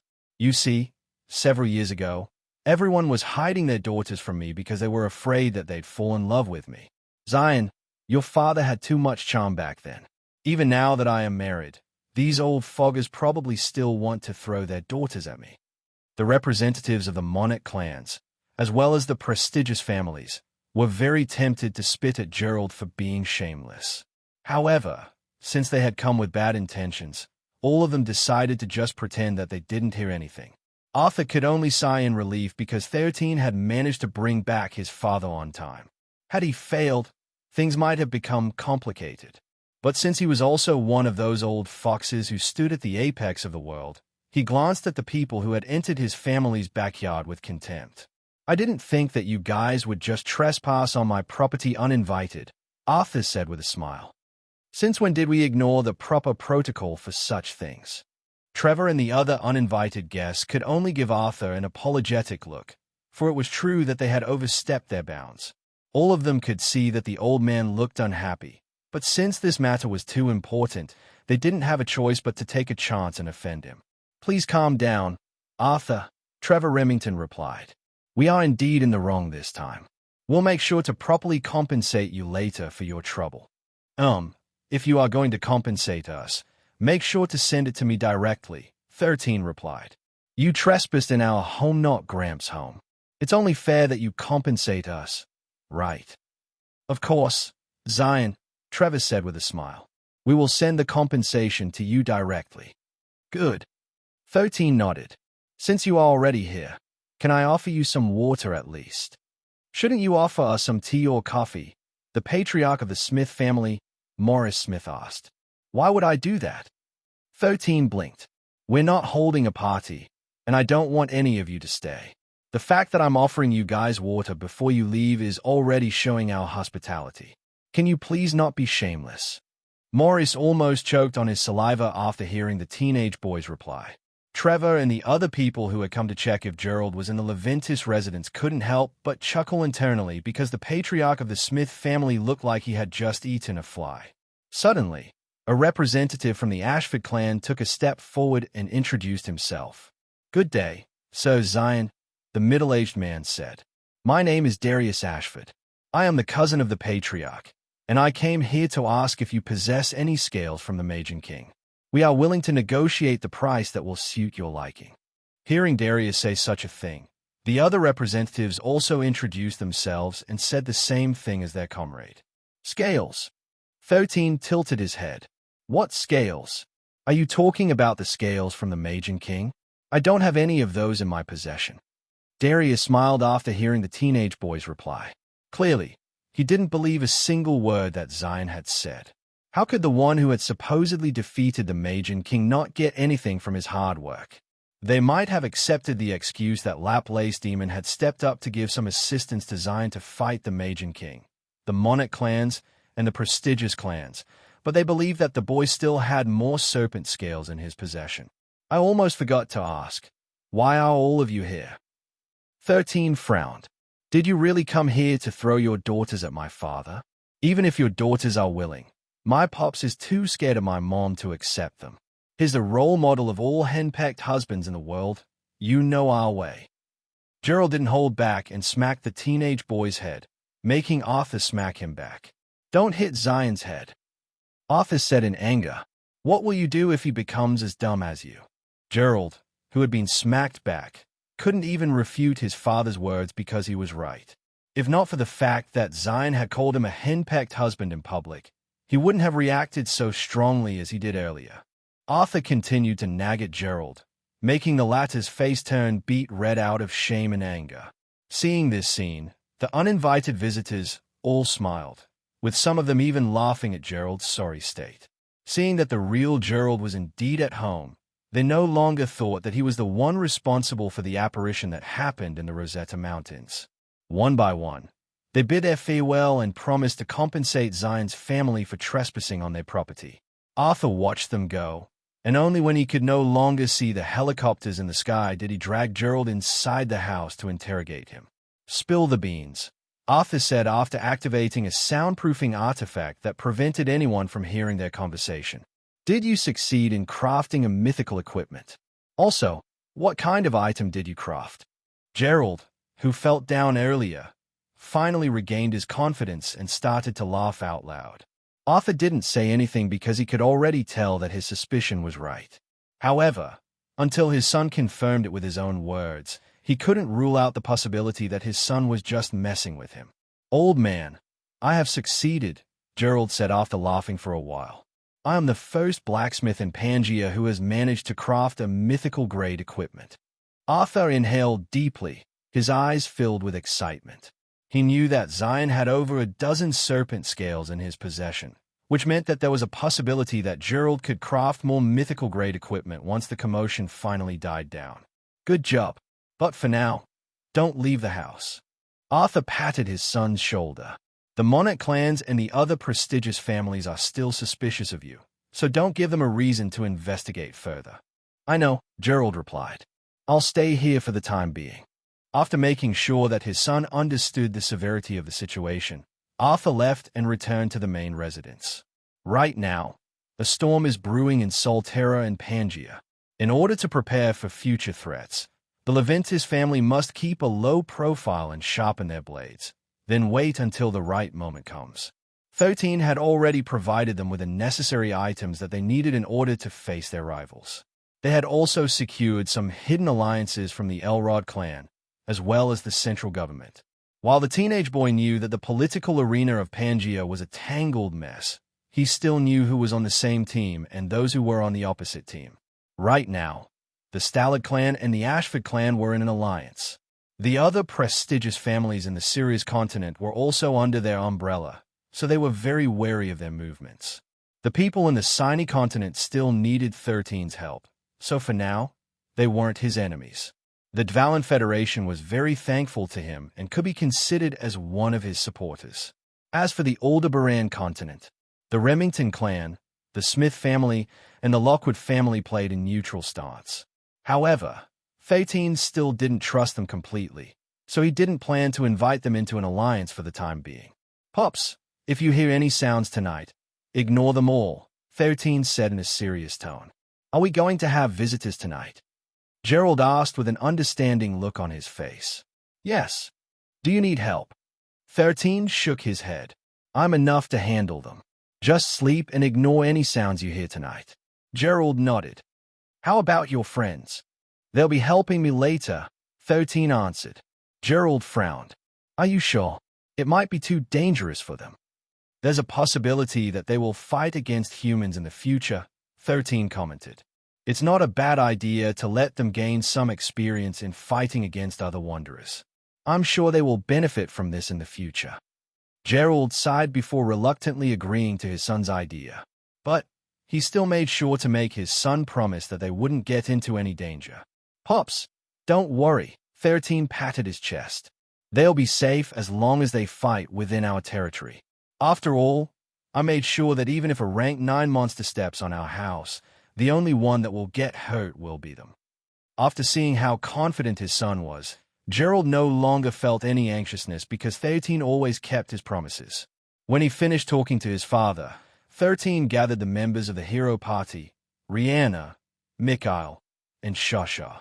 Remy was still too young, so he didn't plan to let her join the battle. She would be tasked to sleep with Rhea in her room so that his little sister wouldn't feel anxious if the sounds of fighting reached her ears. Just as he expected, the faces of the teenagers all turned solemn when they heard that they would be fighting against humans during the night. Master, are you sure that someone will attack your family during the night? Derek asked. We're still in the territory of the Leventis family. Just who is so bold as to do such a thing? Who else? 13 replied. The only ones who will dare to do such a thing are the families of the same rank or higher than the Leventis family. But you don't have to worry. If they come, then we will deal with them. If they don't come, that's fine too. Living a peaceful and happy life is the secret to longevity. If they don't cause us trouble, then we won't cause them trouble. After their meeting ended, 13 asked them to stop their training and get a proper rest. They would need to be at their peak when their uninvited visitors come snooping into 13's home. Truth be told, 13 was already more or less sure that it would happen. He had scattered many runic formations around the mountains surrounding their home. Because of this, he was able to notice that there were Satan individuals spying on their family. Back then, they were still trying to feel things out. But due to the latest development in Solterra, 13 was certain that these people would no longer be able to sit still and act as soon as possible. Since that was the case, he would give them a warm welcome that would make them understand that they were poking a hornet's nest, which would make them feel a world of pain. Only a few minutes were left until the clock struck midnight, and the only light that could be seen in 13's residence was from the lamp posts outside their house. All the lights inside were off, normally indicating that the people inside the house were. already asleep. Under the cover of darkness, 8 grandmasters crossed the distance between the forest and the Leventis residence. The first place they visited was Gerald's forge, where he kept most of his forging tools. The intruders scanned the interior of the forge and closely observed some of Gerald's tools to check their quality. All of them are adamantine grade, the leader of the group muttered. Still, I don't see anything special here. How about you guys? There's nothing to see here, sir, one of his subordinates replied. The monster parts that had been stored in the other room belonged to rank 6 and rank 7 monsters. There's nothing special about them. The leader nodded as he returned and gave the surroundings another glance. Are there any hidden compartments that we might have overlooked? The leader asked. We did find a hidden compartment, but... The subordinate hesitated. But what? The leader asked. Speak up. We don't have much time. There's nothing special hidden on it aside from graver magazines, the subordinate replied. The leader of the group was stunned after hearing his subordinate's reply. Out of curiosity, he asked who the model on the covers was. It might give him a hint on what kind of hobbies Gerald had, which might become useful in their future operations. It's Freya Elyon, the subordinate replied. The leader nodded. He has good taste. Perhaps is afraid that his wife would get jealous, so he hid those things in his secret compartment. After doing one last sweep of the smithy, the group decided to sneak inside the house. However, just as they were about to do that, all the lights of the lampposts went out, and darkness descended upon the group. None of the people panicked because they all possessed abilities similar to dark vision, allowing them to see even in the darkness. Suddenly, the leader brandished his sword behind his back, dispersing a few magic bullets that were aimed behind his blind spot. The intruders exchanged a glance with each other before they all ran in different directions. They had already made many contingency plans beforehand, so they already knew what to do in the case that they were discovered. All of them were grandmasters who specialized in stealth, infiltration, and escaping from critical situations. They knew that Gerald and Alessia were both grandmasters, though the one they were most worried about was Gerald. There were rumors flying around that he was already a champion after he had defeated the assassins from Death Wish twice. So instead of a confrontation, all of them chose to escape and fight again another day. The leader, who was the strongest of them all, thought that he had already escaped after running for nearly 10 minutes straight. However, before he could feel good about himself, he saw something move from the corner of his eyes. 5 magic bullets were headed in his direction, which made him snort. With a few precise slashes of his sword, the magic bullets were all dealt with, making them disperse in a faint light. It's already late at night, my lady, the leader said. Isn't it time for you to get some beauty sleep? The group had already investigated everyone staying in the Leventis residence. Because of this, the leader already knew who he was dealing with. How can I get any beauty sleep when there are some perverts lying around? Erica asked, with a smile as she hovered dozens of meters away from the Grandmaster. You are not a match for me, the leader of the group stated. We didn't come to hurt anyone in the residence, so don't force my hand. Right now, Erica's rank was elite. The Grandmaster was 3 ranks above her, but she didn't care about that. After seeing a rookie like Zion fight against monsters whom she couldn't possibly hope to defeat, her mentality had started to shift. She no longer cared about the ranks of her enemies. If a rookie like Zion can fight against a Magian Prince and a Magian King, how could she possibly back away from fighting a Grandmaster? Erica flicked her hands, and countless magic bullets rained down on the sky, making the leader of the infiltration group frown. She's so young, yet she's already this good, the leader thought, as expected of the sorceress from the hero party. Although he and his group had fought on many battlefields and dyed their hands with blood, they truly had no intention of killing or crippling the members of the young generation, especially those from the hero party. First of all, they were afraid that the monarch of the central government would retaliate, which was something that his employer wouldn't want to happen at all costs.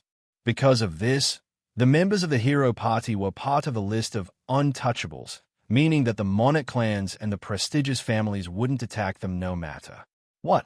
Of course, there was an exception. As long as they were able to do it without the deed being traced back to them, they didn't have to worry about retaliation. At least, that was what other people thought. However, they had been warned that the Grand Marshal of the central government, Lawrence Seaton, had a special ability that allowed him to know the truth of the world. The leader of the infiltration group was just an ant in the grand scheme of things, and this was a hidden danger that he wouldn't want to test. This left him no choice but to endure Erica's bombardment. While the leader was dealing with the sorceress of the hero party, his other members found themselves entangled with several persistent individuals that made their escape quite difficult. Mikhail and Shasha dealt with one agent each. The same could be said for Derek. Diana, Rihanna, and Mildred were also fighting one-on-one battles with the intruders.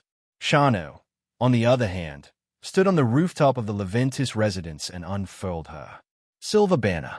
She then expanded her support abilities towards his comrades, giving them powerful buffs that allowed them to fight against opponents above their current ranks.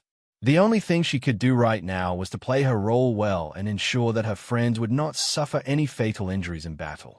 Meanwhile, a few miles away from 13's home, Arthur stood on the roof of his mansion and observed the battle from afar. 13 had already informed him that something like this might happen, and he was requested to not interfere in the battle. Arthur agreed, but that didn't mean that he would just stand by and watch as the other clans mess with his territory. Since they dared to play deity with him, he would definitely return the favor in the future. They really looked down on the Leventis family that much. Arthur curled up his lips in disdain. If only I didn't promise that kid to keep a low profile. This world would understand that messing with me is the last thing they wish to do. After the battle against the Artemians, Arthur, Lady Callista, Michael, and Hans received a great boost in their strength with the help of his no-good grandson. Right now, Arthur's sword was properly sheathed in its scabbard. However, the day he took out the blade from his sheath would be the same day where the balance of power in the world would be reshuffled. The eighth agent could hear the sound of fighting across the mountainside. But since he and the other members of his group knew that their priority was to escape from their current circumstances, he decided not to help any of them. However, just as he was about to head deeper into the forest of the mountain, he saw countless red eyes shining in the darkness. The Grandmaster was surprised, for in his knowledge, the mountain range only had normal wildlife, like wild boars, inside of it. However, the feeling that he was getting from those eyes was different. He believed that these eyes weren't that of ordinary animals but of monsters. His many years in Solterra and Pangea had allowed him to discern such things. "I'm surrounded." The agent's expression turned grim after realizing that he had nowhere to go. Suddenly, a skunk that was at least 3 meters tall appeared in front of him. Rank 6 Sovereign. The agent felt a cold shiver run down his spine after seeing his opponent. But knowing that he had no place to run, the agent gritted his teeth and unleashed his killer blows toward the monster, who was looking back at him with eyes filled with pity. A scream reverberated in the night, which made the other agents, who were fighting the teenagers, feel their hearts turn cold. "You are granted permission to use any and all means to escape," the leader of the group said through their communicators. "If you need to injure your opponent, then so be it. I will take responsibility for everything." After hearing their leader's orders, all the agents no longer held back and started to fight seriously. The pressure that the teenagers faced increased drastically, but none of them backed down. Meanwhile, standing beside Shanu on the rooftop of the Leventis residence, 13 took out a binocular and checked the current situation of the battlefield. "Can you see them?" Shanu asked with curiosity. "Yes," 13 replied. "I can see them perfectly." Of course, 13 was lying. The vision of the binoculars was limited. However, the members of the Parade of the 100 Demons had been scattered throughout the mountainside, and they were all currently monitoring the battles while using their stealth abilities. 13 didn't give them any order to help the teenagers because he understood that the intruders had no intention of killing anyone. Although they might suffer serious injuries later on, none of them would be life-threatening. Shana could treat them just fine, so there was nothing to worry about. Suddenly, a beautiful lady appeared beside 13 and Shana, almost making the saintess jump out of fright. "Are you sure you have no plans to help them, Zion?" the beautiful lady asked. "No, Grandma," 13 replied. "This will be a valuable experience for all of them." Lady Callista nodded. I sent Hands to look after Mikhail and Shasha. If their enemies plan to be vicious and go for the kill, he will interfere with the battle. I hope you won't mind. 13 nodded in understanding. That's fine, Grandma. But Mikhail and Shasha will not lose. Lady Callista smiled faintly. You're that confident, huh? Yes, 13 replied. Lady Callista then shifted her attention to the beautiful saintess who was standing beside her grandson. I believe this is the first time that we've met, Miss Shauna, Lady Callista said. I'm Callista Leventis, Zion's grandmother. Just call me Lady Callista. Pleasure to meet you, Lady Callista, Shauna replied respectfully. All right, I know that you kids are busy, so I won't bother you anymore. Lady Callista smiled. Shauna nodded as she closed her eyes to focus on the situation on the battlefield. 13 had given everyone a bracelet that allowed Shauna to check their location, as well as current conditions. Because of this, she was able to remotely use her healing abilities despite the distance between them. These bracelets were imbued with rune magic, allowing Shauna to use them as a medium to manifest her skills. When Shaunu and the rest learned about the bracelet's abilities, they were quite shocked because this was the first time that they had seen such an artifact. This meant that as long as they were within the mountains of the Leventis family, Shani's support and healing abilities would reach them without fail. The sound of trees crashing to the ground spread inside the forest. Shasha moved from shadow to shadow, as well as used her clones to attack the agent from different directions. Despite the difference in rank, the agent was hard-pressed against her who only had the rank of an apostle. If Shasha wasn't using a divine martial art technique, then she would have already been overwhelmed by her opponent's fighting prowess. The technique was also more powerful during the night, especially when the moon hung in the sky. Although the moon in the sky wasn't a full moon, it was more than enough to double her strength, allowing her to surpass the fighting abilities of an apostle. The agent was alarmed because he didn't expect that Shasha Leventis was this powerful. Despite the fact that they had failed their mission, he believed that he would still be rewarded once he returned with the information about the eldest daughter of the Leventis family. Information was power, and sometimes it played an important role in the decision-making of a powerful clan. Suddenly, the agent heard a cry of pain from behind him. A moment later, the body of his comrade slammed behind his back, making him stagger. Shasha, are you done playing? Mikhail asked. Zion might nag at you for playing with your enemy. Zion will not nag at me, Shasha replied. He will even praise me because I am testing all of my skills against a stronger opponent. Mikhail thought for a bit before nodding in understanding. You should finish up soon, Mikhail commented. Erica and the rest are about to wrap up their battles as well. Fine, Shasha took a fighting stance with her rapier right in front of her face, its tip pointing towards the sky. The rapier's blade glowed faintly with power, making the agent's eyes widen in shock. Shasha's body had split, forming over a dozen clones. Despite his strong spiritual senses, the agent was unable to determine which one was real, for they all felt real in his senses. Dance of the Moonlight, third form, Shasha said softly. Moonlight Cradle. Several flashes of light erupted in the surroundings as Shasha's clones all swung their rapiers, creating an inescapable blade storm, making the agent utter a blood-curdling scream as his body was blown away from the impact of Shasha's merciless sword strikes.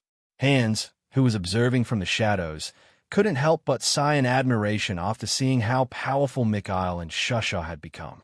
As someone who also received the divine martial technique from 13, the butler couldn't help but think that Zion was truly the treasure of the Leventis family.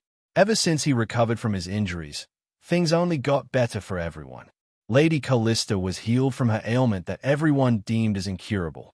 The teenage boy also created miracles one after the other, fighting one strong opponent at a time, elevating his prestige and influence in both Pangea and Saltera. Hands believed that as long as Zion stood with the Leventis family, they had nothing to fear even if the Monarch clans decided to declare war against them. Of course, if the Monarch clans truly did such a stupid thing, they would realize that they had just kicked a steel plate, which would make them feel a world of pain. Hands chuckled internally after imagining these things. But now that his duty was over, He melded with the shadows and returned to the side of his mistress, who was happily talking with her grandson about the marriage proposals that were being sent through them. Shano, who heard these things, couldn't help but frown and comment that Zion was still too young to think about marriage.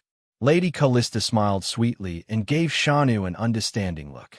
She even promised the Saintess that she would wait until Zion turned 16 before accepting the second batch of marriage proposals, which made the Saintess feel a bit better. While she didn't know why she felt uncomfortable when Lady Callista talked about the marriage proposals that Zion received, she believed that her opposition was for the greater good.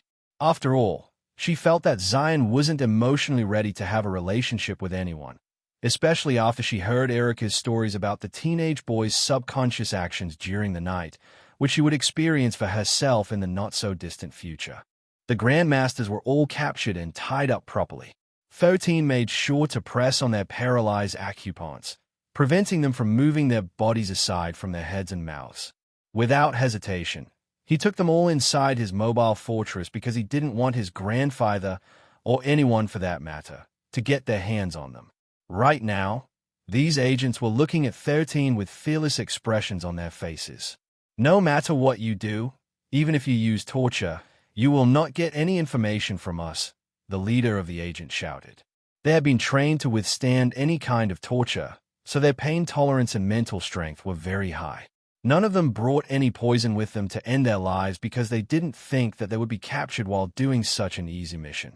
Also, even if they had poison with them, they didn't have the guts to kill themselves because they didn't want to throw their lives away. At most, they would try to negotiate with the Leventis family and handle this matter using proper channels. Besides, they weren't ordered to kill or harm any members of the Leventis family, including their guests. They would use that as a bargaining chip to settle any dispute. Although they might have to heavily compensate the Leventis family for trespassing in their property, with their backer, they believed that everything would be settled just fine. I don't use torture on people, 13 replied with a smile. I have no intention to ask you any questions either. The agents were surprised after hearing the teenage boy's words. However, their surprise suddenly changed to anxiety. If Zion had no intention of asking them questions, didn't that mean that he had no need for them? If he had no need for them, wouldn't that mean that their lives were useless to him? Are you going to kill us? The leader of the agents, who went by the name Gideon, asked solemnly. 13 stared at the middle-aged man with dark brown hair and green eyes with a faint smile on his face. Why would I kill you guys? 13 blinked in confusion. I just want all of you to meet my friend, Giga. The agents all looked at the 3-meter-tall skunk, who waved at them in a friendly manner as if saying hi to them. Blackie, Hercules, the ogres, and trolls had already retreated. They were all looking at the agents with pity in their eyes, for they already knew what was going to happen next. Soon, screams filled with horror spread in the surroundings, which made Piker and Pico, who were perched on a nearby tree branch, laugh. The little Pocopocos were sadistic and enjoyed the suffering of others. 10 minutes later, we'll talk, Gideon shouted. Ask us any questions. Just please, have mercy. That's right, one of the agents said with a face filled with injustice. We had no intention of harming any member of your family. We were only told to double-check if there were any serpent scales from the Magian King lying around inside your residence. Of course, if we see any scales, we are told to steal them. Our employer is the patriarch of the Ashford clan, Claude Ashford. Do you really want to mess with one of the Monarch clans? We can still all talk about this and come to a compromise. There's no need to use such underhanded methods. I'd rather you torture us than suffer this punishment. This is very inhumane. That's right. This smells worse than shit. The 8 agents shouted their complaints one after the other. All of them had been trained to withstand pain, but none of them had been trained to withstand the horrifying power of Giga's Giga Destroyer. I see. 13 nodded. Why are all of you telling me these things? Like I said, I don't plan to question any of you. Do you really think I don't know who sent all of you? Just who do you think I am? Did you not wonder why you were easily discovered and dealt with without problems? Your plan to infiltrate our residence has been leaked long before you made your way here. Impossible. Gideon shook his head in denial. Are you telling me that our employer double-crossed us? Are you telling us that we were used as mere expendables? I wouldn't go that far, 13 admitted. But it doesn't change the fact that someone leaked your mission, allowing me to deal with all of you easily. Of course, 13 was merely saying these things in order to cast doubt on the hearts of the agents serving the Ashford clan. In truth, he didn't really know which faction they belonged to. All he knew was that they would be receiving some uninvited guests very soon. As the system of cannon fodders, he knew very well how villains think. They would always use cannon fodders as pawns in their schemes. Jiga, it seems that you still need to put more effort into deepening your friendship with our friends here. 13 lightly patted the blaze skunk's arm. I'll leave them in your hands. Okay. Jiga nodded before turning around to let his backside face the agents, whose faces had turned pale due to fright. Stop! Gideon shouted. Let's talk about Thiosha*T. 13 didn't even bother to look at the pitiful agents who just got a second serving of Jiga's Jiga Destroyer. He had no intention of killing these people because he still had uses for them. However, he still planned to make them understand that there were worse fates than death, which would make them more compliant with 13's demands in the future. Half an hour later, 13 returned and found all the agents sprawled on the ground. Their bodies twitched from time to time, as if they were still suffering even after losing their consciousness. 13 then asked Jiga to look after them and toss them to the lake after they had regained consciousness. He planned to properly brainwash these people to become his double agents. Right now, he had too many things to deal with, and he couldn't be bothered to worry about every little thing that was happening in the monarch clans. The Ashford clan, specifically their monarch, was someone whom 13 would face sooner or later. At the moment, he still didn't have the strength to defeat them in a frontal confrontation. Fortunately, even if the monarch of the Ashford clan thought of him as an enemy, he wouldn't do anything to 13 until the Sinai continent crisis was over. This meant 13 still had time to grow and finish his projects, which would allow him to stand toe-to-toe with these powerful people. With all the changes taking place in Pangea, there were plenty of events that he could exploit to hasten his projects into fruition. The Tournament of the Dragons and Phoenixes will be hosted by the Ashford clan, 13 thought. Should I make things more interesting? An invitation had been sent to him not long ago, informing him that he could participate in the tournament and become a seeded player. Truth be told, 13 had no intention of joining such an event. However, he was considering using it as a cover to better understand the power structure of the Ashford clan. I'll train the hero party and let them join the tournament, 13 thought. If not as a contestant, I can probably become one of the judges if I pull some strings. Soon, a plan appeared inside 13's head, making him smirk. Since the Ashford clan planned to mess with him, it was only natural to repay the favor, right? When morning came, everyone ate breakfast together. Erica, Rihanna, Mildred, Diana, and Derek all woke up in a good mood. After all, they managed to defeat Grandmasters despite being weaker than them. 13 didn't think that it was necessary to point out that those Grandmasters had no intention of killing or hurting them, and therefore weren't able to fight with everything they had. He just listened to their boasting as he spread some jam on his toasted bread. Master, did you interrogate those men in black yesterday? Derek asked. The agents were wearing black attire similar to assassins to blend in the darkness and hide their faces. Derek and the others had been tempted to remove their masks in order to see their faces. However, 13 stopped them from doing so because he didn't want the teenagers to get involved in something that might harm them in the future. I didn't interrogate them, 13 replied. Then what do you plan to do with them? Erica asked. That's a secret, 13 answered with a smile. You don't have to worry your pretty head over these things. Just focus on your training because you and the rest will attend the Dragon and Phoenix tournament that will be held by the Ashford clan. After hearing the teenage boy's declaration, Erica and the rest looked excited. They also planned to join the tournament, interested to see the result of their training. Mikhail and Shasha had also been invited to join the tournament, and the two already received 13's approval to participate in it. Suddenly, the teenagers quieted down and looked at the teenage boy, who was feeding Rhea the toast that he prepared earlier. Master, are you going to join the tournament?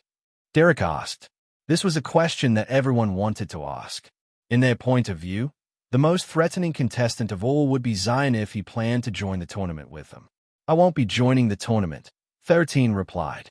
Everyone sighed in relief because if the Supreme Commander of the Alliance joined the competition, he would just steamroll everyone who was unlucky enough to be on his path to the championship.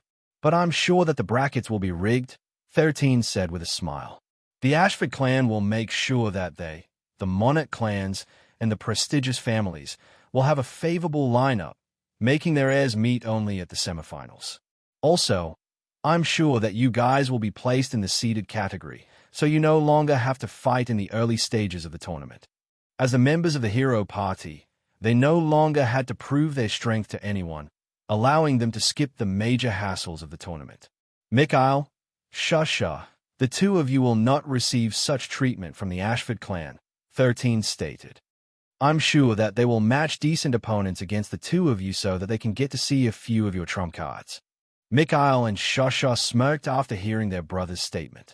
The two of them indeed had a few trump cards that they could use. However, they believed that they wouldn't be pushed to use these trump cards in the early stages of the competition. An hour later, everyone started their training regimen, which 13 had carefully formulated for them. While everyone was busy, 13 went to find his father and mother to tell them about the things that had happened during the night. Since Gerald and Alessia had allowed 13 to do what he wanted, it was only natural that he reported the information he gathered from the agents who were still unconscious inside his mobile fortress. The Ashford clan. Gerald muttered. They have always acted like tyrants in the Sirius continent, thinking that everyone is beneath them.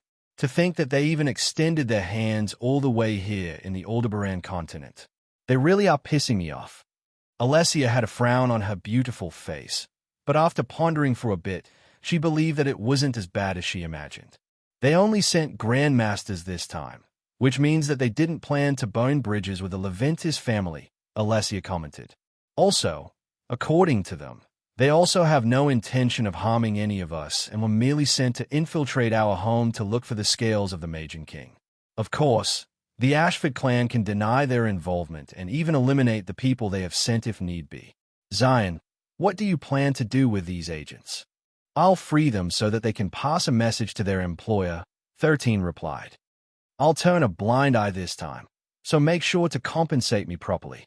As long as they pass that message to their employer, things will be swept under the rug. No one needs to know, and everything will end with that. Gerald frowned, but in the end, he still reluctantly nodded in agreement. Do you think they will no longer bother us after this incident? Gerald inquired. It's hard to say, 13 replied, but I'm sure they will not attempt something similar in the short term. After all, we have already given them face. If they still want to get slapped a second time, I'll be more than happy to slap their faces. Alessia hugged her son and patted his head. It's a good thing that you're very dependable, Zion, Alessia said softly. But remember this. We're no pushovers. If they really go out of line, don't hesitate and go for the kill. Alessia had encountered many dangerous encounters in Pangea and Saltera. A third of these dangerous encounters weren't against jinns or any monsters in either world. They were incidents between fellow wanderers, and she had her share of killing during her younger years. Understood, Mother, 13 replied. Don't worry. No one can treat our family like a doormat. After reporting to his parents, 13 returned to the mobile fortress and started to brainwash Gideon and his subordinates to become double agents. After the trauma they suffered from Giga Chad, it wasn't that hard for 13 to break them to convince them to work for him. A few hours later, 13 blindfolded the agents before dumping them on the mountainside. Of the Leventis family, Gideon and his men didn't think twice and fled as fast as they could. 13 watched them go with a faint smile on his face. Now that he had dealt with one of the problems that had been loitering around their home, he could finally return to do the finishing touches for his attack helicopters, which he planned to use during the Jin invasion in the Rigel continent. You mean to tell me that all of you have been captured by Zion Leventis, and are freed after being imprisoned for a day? Claude asked icily. Yes, Master, Gideon and his men, who were all kneeling in front of their employer, replied. You lost to a bunch of kids, Yet you have the audacity to return here. Claude said in disdain.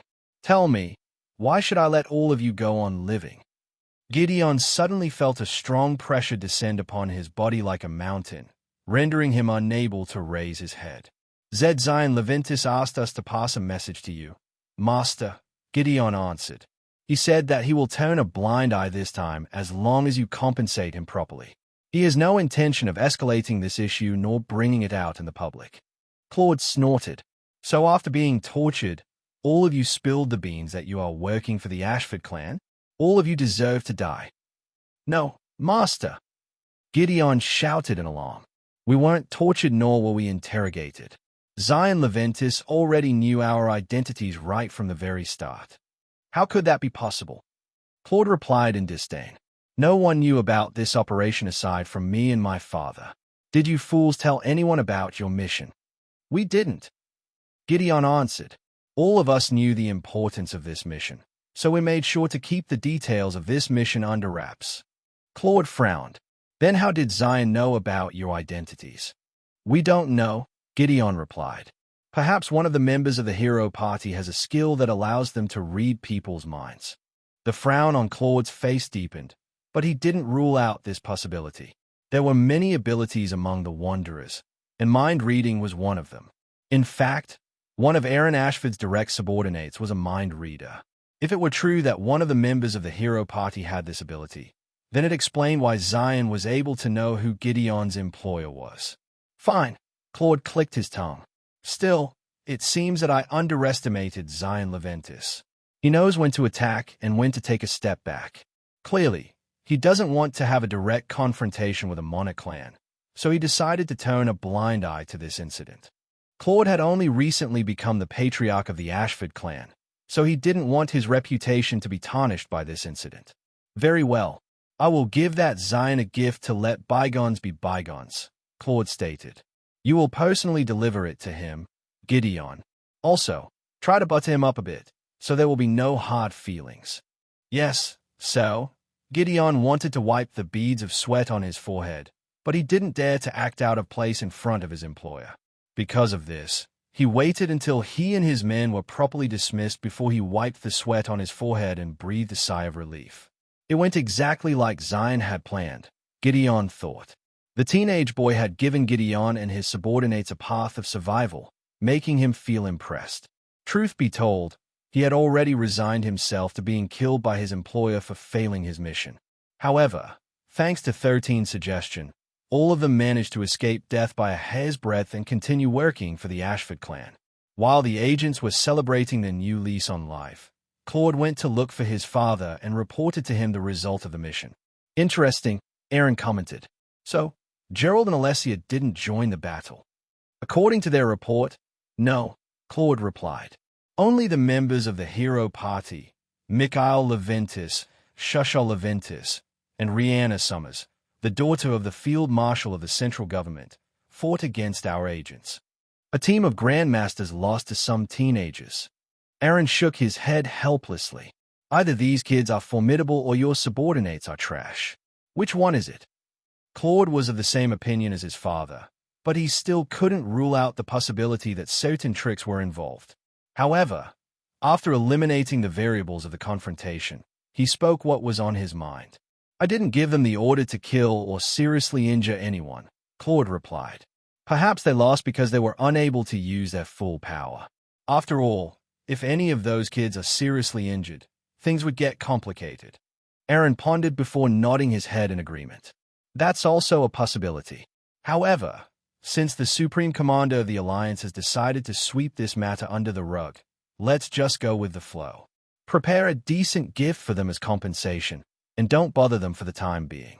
Just focus on training the members of the younger generation so that they will perform well in the Dragon and Phoenix tournament.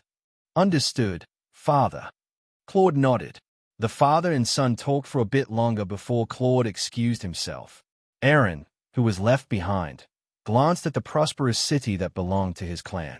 He had worked hard for the past 2 centuries, and thanks to this, he had expanded his family's domain in Pangea, as well as in Solterra. Although things looked stable on the surface, he couldn't help but feel a bad premonition. As a monarch, He trusted his instincts very well. He had already ordered his subordinates to reinforce the defenses of his territory in Solterra in preparation for the worst-case scenario. Aaron wasn't stupid. He knew that there might come a time when a threat similar to what was happening in the Sinai continent would also appear in the Sirius continent. Even now, they were fighting against the jinns in the northern regions of the Sirius continent. At the moment, everything was still under control. However, if a Tirat-9 gate were to spawn in a place where the Stalid clan and the central government couldn't detect in the Sirius continent, he might just face a genocide-level threat right in his own backyard. A frown appeared on Aaron's face as he tried to expand his senses, intending to detect from which direction his feeling of anxiety was coming from. To the south, Aaron thought after sensing where the hidden danger was coming from. Somewhere in the Rigel continent. The Death Lord, Erasmus, slowly opened his eyes. The power of death surged around his body. He had just broken through the next realm, and was only one step away from becoming a rank 9 sovereign. The glowing embers on his eye sockets danced with delight as he gazed at the north, where the traitor who backstabbed him was currently at. After organizing his thoughts, he lightly tapped the communicator on his right wrist and contacted the person he trusted the most in the world. When the call went through, Zion's image appeared on the communicator, which made Erasmus smile. "Are you finished with your preparations?" Erasmus asked. "Almost," 13 replied. "I'll be done in a month." Erasmus nodded. "All right. I'll wait for you here in the Rigel continent. How about you? Are you done with your preparations?" 13 inquired. "I've finished halfway," Erasmus answered. 13 smiled. "Halfway is good. There's no need to rush. We still have plenty of time." "Right." Erasmus smirked. "Just remember our agreement." "Of course," 13 replied. "See you in a month." The connection ended, and Erasmus once again closed his eyes. He had already waited for 100 years for his revenge, so waiting a few more years until 13 was ready wasn't a big deal for him. Erasmus was a Death Lord, which meant that he was more or less a pseudo-mortal creature. As long as his body wasn't completely destroyed, he would be able to revive one way or another. "Wash your neck, Aaron Ashford," Erasmus muttered with his eyes still closed. "Soon, I will take everything away from you, just like how you took everything away from me." A month later, at the Leventis residence that belonged to 13's family, "All of you have made great progress in your training," 13 said with a smile. "Because of this, I decided to let all of you have a vacation to the beach." "Yes." Derek did a fist pump. "Beach scene, here we come." "Wait, I thought that Roland and Joshua would be coming here," Mildred commented. "I were not going to wait for them." "Actually, it's the other way around," 13 replied. "They are already waiting for us in the airport. My squad captains are also there with them. Don't worry, all the things that you will need are already packed in the traveling bags I prepared beforehand. So, let's all go. Follow me." The group followed the teenage boy to the hangar built on the mountainside. Remy and Rhea couldn't follow them on this journey, but 13 had already bid them goodbye beforehand. Mikhail and Shasha would be joining them on this trip and were already standing beside the military transport helicopter, which they would be using to head to the airport. 13's transport helicopter could easily fit 50 to 60 people, so there was more than enough space for all of them. The one piloting the helicopter was none other than Hans, who would then pilot the helicopter back to the Leventis residences after dropping them off. When the helicopter finally soared toward the sky, Derek was no longer able to hold back his curiosity. "Master, where is this beach located?" Derek asked.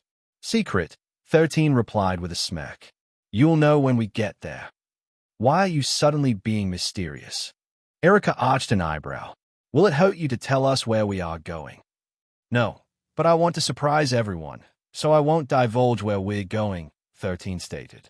Half an hour later, they finally arrived at the airport and reunited with their friends. All of them were going to ride the Leventis family's private jet, which Arthur usually used whenever he traveled in Pangea. The patriarch of the Leventis family reluctantly agreed to let his no-good grandson borrow his private jet, helping 13 and his friends could go somewhere very exciting. Of course, Arthur already knew where his no-good grandson planned to go. In fact, Only 13 dared to go to such a place with the confidence that he would be able to return alive. 6 hours later, the private jet of the Leventis family finally descended from the sky. It landed perfectly at the newly built airstrip, which the engineers of the Leventis family had built during the time when Zion was doing his mission in Solterra alongside the members of the hero party. If earlier, Derek was feeling excited, now, he was feeling horrified.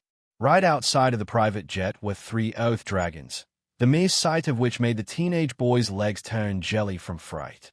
It was not only him who was alarmed with this sudden turn of events, but before they could panic, they heard someone clapping their hands, which caught their attention. Okay, all of you take your baggage and disembark in an orderly manner, 13 said. I hope that all of you will enjoy this vacation that will last for 3 months. 3 months. Derek almost choked on his saliva after hearing his master's words. Master, you're joking, right? Please tell me you're joking. You said that we are going to have a beach vacation. I didn't lie, you know. 13 replied. This area is near beach. We can always go there later to swim. The corner of Derek's lips twitched. The beach 13 was talking about was infested with jinns. If he really swam there, he didn't have the confidence that he would be able to return to the shore alive.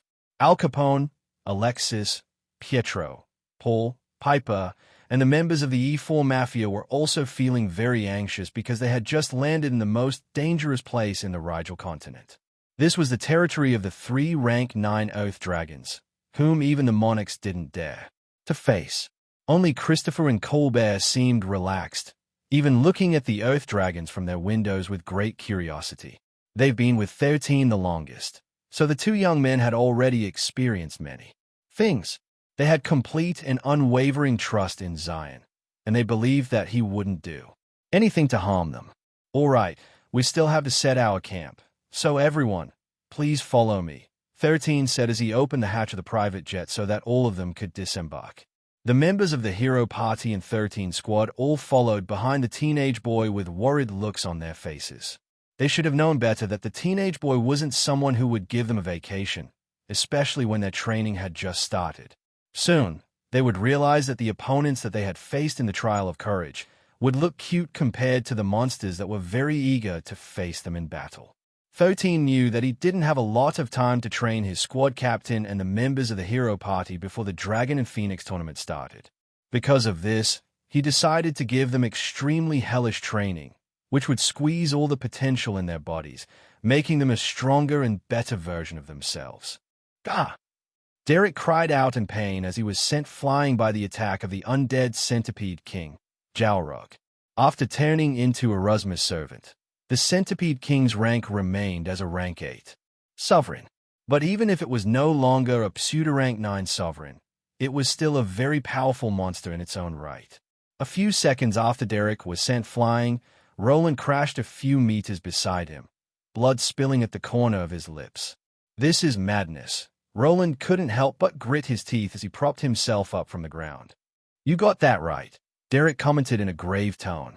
The sound of metal hitting metal reverberated in the surroundings as Diana blocked the Centipede King's attack with everything she had. Unfortunately, that single exchange sent Diana skidding for hundreds of meters before her legs finally lost strength, making her kneel on the ground. A moment later, she coughed out a mouthful of blood, having suffered internal injuries. Suddenly, a silvery light descended upon her body, healing her injuries at a rapid rate. Earlier, she felt like dying, and now, she felt better, but her body still felt as heavy as lead. Take Diana away, Erica shouted from the sky. I'll cover you guys. Erica didn't hesitate to unleash a hellish bombardment of fireballs at the Centipede King, who planned to give Diana the finishing blow. Shadow bind. Joshua shouted as dozens of black hands wrapped themselves around Jalrog's body, slowing his advance toward his comrades. Shasha and Mikhail then unleashed their strongest strikes at a single spot of the Centipede King's body before retreating in haste. The two of them were using hit-and-run tactics. When confronting Jalrog, who specialized in close combat, a direct battle was difficult. Master, we're going to die at this rate, Derek complained. What will you do if I die? What else? 13 replied as he opened a can of cola. I'll ask Erasmus to raise you into an undead swordsman. Now, you can follow your dream of living forever. Aren't you glad? *** and $***. Derek couldn't help but curse out loud. Turning into an undead monster was the last thing he wanted to happen to him. In the first place, pitting them against a rank 8 monster on the first day of their vacation was already pushing it. Now, one mistake and all of them could die before he could even see the girls in their bathing suits. Derek had no intention of dying before then. Everyone, stand back. A loud shout spread in the surroundings, making everyone glance in the direction of Al Capone and his men, who had combined their weapons to form a cannon that would put the power rang *RS to shame. E4 cannon, fire. Al Capone roared and a powerful blast erupted from the tip of the cannon, hitting the head of the Centipede King, making it stagger backward. A tenth of the Centipede King's head was obliterated by the attack, making 13 nod his head in satisfaction. The output is strong, and if it manages to hit the monster's weakness, it can instantly kill a rank 7 monster, 13 thought. It's quite unfortunate that it can only be used twice at the moment. I need to do some modifications on the cannon later so it will also become effective against a rank 8 monster. The members of the hero party had already experienced fighting rank 6 and rank 7 sovereigns at the Trial of Courage. But those monsters had already been injured by Zion perfectly, lowering their combat effectiveness in half to accommodate them perfectly.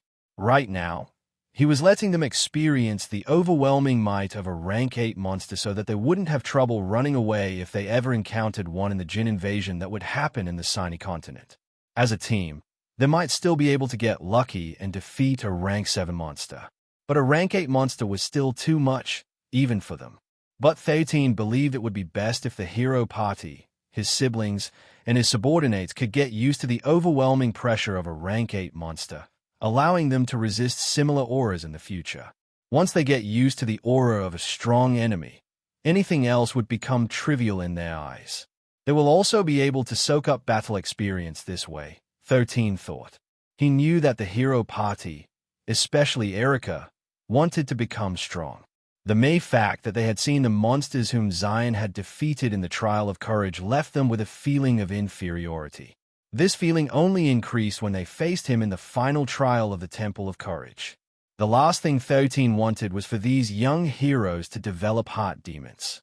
Once they felt that they were inferior to others, they would start to doubt themselves. 13 had already fought against a Magian prince and a Magian king even though he was younger than them by several years. Although they weren't admitting it on the surface, all of them now treated him as their greatest rival. He was the mountain whom they needed to climb. He was the wall that they needed to overcome. And the only way for them to do this was to do a legendary feat of their own. The Centipede King was the monster whom 13 had prepared for them to regain their confidence. As long as they were able to defeat the Centipede King, they would feel that they were one step closer to defeating Zion. An hour later, all the young men and young ladies lay on the ground, groaning in pain. Jalrog gave them all a look of contempt before burrowing in the ground to return to its master, Erasmus, who was currently meditating in his lair. These kids aren't bad, but since I've seen you fight the Magian King, I feel like they still have a long way to go, one of the Earth Dragons, who had taken a human form, commented. Don't compare them to me, Lord Rog, 13 replied. I am built differently. The Earth Dragon, who was the leader of the other 2 Earth Dragons, nodded in agreement. Still, I don't see them beating Jalrog anytime soon, Rog stated. You're right, 13 replied. But that's fine. If they really beat Jalrog during their first day of training, I would have started throwing hands. The Earth Dragon smirked before walking back to his personal couch so that he could watch his favorite Netflix series. He just came to observe because he was curious if there were more humans that were on anomaly like Zion. If there were more wanderers like him, he felt that even if his true master descended into the world of Pangea, bringing his entire army with him, it would still be in vain. Currently, Rog and the other Earth Dragons were feeling conflicted. On one hand, they had a very good relationship with Zion. On the other hand, their alliance was only temporary. If one day, their master was finally able to cross from their home world to Pangea. The three of them had to make a choice. Should we side with our master or side with Zion? Rob mused as he sat on his couch. The image of the teenage boy killing an ancient Magian king was still vivid in his mind. Because of this, he and his two subordinates were hesitating whether they should remain loyal to their master or switch sides to Zion, who might give them a better and brighter future. 13 supported Shanu's body and helped her drink a rejuvenation potion. A minute later, the young lady finally regained some color on her face. "Thank you, Zion," Shana said softly. 13 hummed. "Can you stand?" "I think so," Shana replied as she propped herself up and stood on her own 2 feet. She then summoned her silver banner and used it as support to hold herself steady. After taking a deep breath, Shana channeled her ether on her artifact and cast an area of effect healing spell. 13 nodded and walked toward his sister, Shusha, to help her drink a rejuvenation potion as well. He did the same for Mikhail, Erica, and Rihanna before proceeding to Christopher, Colbert, and Al Capone. The 3 squad captains then helped their comrades, who had also suffered serious injuries during the previous battle. Erica helped Mildred drink a potion, while Diana helped Derek. Derek in turn helped Roland and Joshua drink their potions. A few minutes later, everyone had recovered enough to stand up properly. 13 then clapped his hands to get their attention, forcing everyone to look at him. "I'm sure that all of you are wondering why I made you fight the Centipede King on your first day of training," 13 said in a serious tone. The young men and the young ladies all nodded their heads. It was indeed something that had been bugging them right from the start. Seeing that he had their full and undivided attention, 13 smirked and told them the reason for letting them experience a battle that seemed impossible to win. "In less than 2 years, we will be facing a Jinn invasion in the Sinai continent," 13 replied. In fact, the real reason why the Antares continent and the Rigel continent fell is not because there were too many Jinns that invaded their lands. No, the real reason why the Jinns succeeded was not only because of their overwhelming numbers but also because they had higher-rank fighters, like rank 8 and rank 9 monsters. The moment they appear on the battlefield, even the monarchs and the thrones will hesitate before fighting them. The moment the strongest warriors of humanity retreat is the moment that the battle is lost. By then, the Sinai continent will fall just like what happened to the Antares and Rigel continent. After that, there will only be 2 continents where humans can live: the Ceres continent and the Aldebaran continent. The Ceres continent is facing a small-scale Jinn invasion in their northern regions. The strongest monsters that appear on those battlefields are rank 7 sovereigns, which is something that the monarchs can deal with. 13 paused for a bit as he scanned the faces of everyone in his surroundings. But it is only a matter of time before another genocide rank gate appears, 13 declared. Next time, it might appear in the Ceres continent. That means it can also appear in the Aldebaran continent. The worst-case scenario is that a genocide-level gate has already appeared, and we still have no idea that it is actually there. Truth be told, 13 had already discovered 2 Tier 9 gates in the Ceres continent using Athena's powerful satellite images. However, he had no intention of sharing this information until the Jinn invasion in the Rigel continent had been dealt with. If the news were to spread right now, it would only cause mass panic, making the defensive plans for the Sinai continent to fall. 13 had also made Athena analyze these 2 Tier 9 gates, and according to his calculation, there was still 6 to 7 years before these gates opened. That was more than enough time for 13 to make his preparations. He was actually planning to use the Sinai invasion to test his trump cards, which he had painstakingly developed over the years. Project Athena and Project Nautilus were among the trump cards that he had prepared to combat the Jinn invasions. Simply put, I will train all of you until you gain the power to seriously injure or even kill a rank 8 monster, 13 said. If you guys are able to injure it and make it retreat, then you can consider it your win. Master, are you sure that we can pass just by giving the rank 8 monster serious injury? Derek asked. I think killing it is better. The members of the hero party also nodded their heads in agreement. There were times when they would hear 13 say stuff like it's only a rank 8 or rank 9 sovereign. What's the big deal? The teenage boy's words actually made them want to defeat a rank 8 sovereign as well, which would make them feel that they were one step closer to catching up to him. 13 smirked. Do you really think that killing a rank 8 sovereign is easy? Have you forgotten? Even monarchs and thrones have a hard time fighting them. The Boatman, Zed, whom we faced in the Rigel continent, was a very powerful existence. Even with the help of thrones, Wendell Elrod, a monarch, wasn't able to deal it a decisive blow. Of course, the main reason why they weren't able to deal a decisive blow to Zed was due to the fact that the Birdman moves very fast, almost making it impossible to land a blow on his body. If not for the fact that Zed had lowered his guard when he tried to approach Zion, the teenage boy wouldn't have been able to capture him with his capture sphere.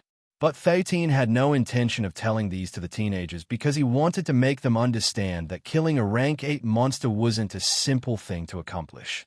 Even so, seeing their unyielding determination, 13 could only nod his head in admiration because those whom he had brought to train in the Rigel continent were seeds whom he planned to sow in the lands of Pangea. These seeds would then bloom to become trees, which would shelter the people from the wind and the rain, protecting them from harm. I will kill it, Roland declared. Before the Dragon and Phoenix tournament starts, I will kill that rank 8 sovereign. I will kill it too. Derek stated, I will not be able to sit still until I win. The others also said similar things, which made 13 wonder if the Centipede King had hit them too much, making them go crazy.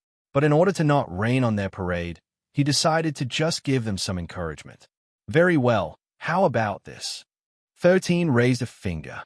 If all of you work together and manage to kill the Centipede King, I will grant one of your requests.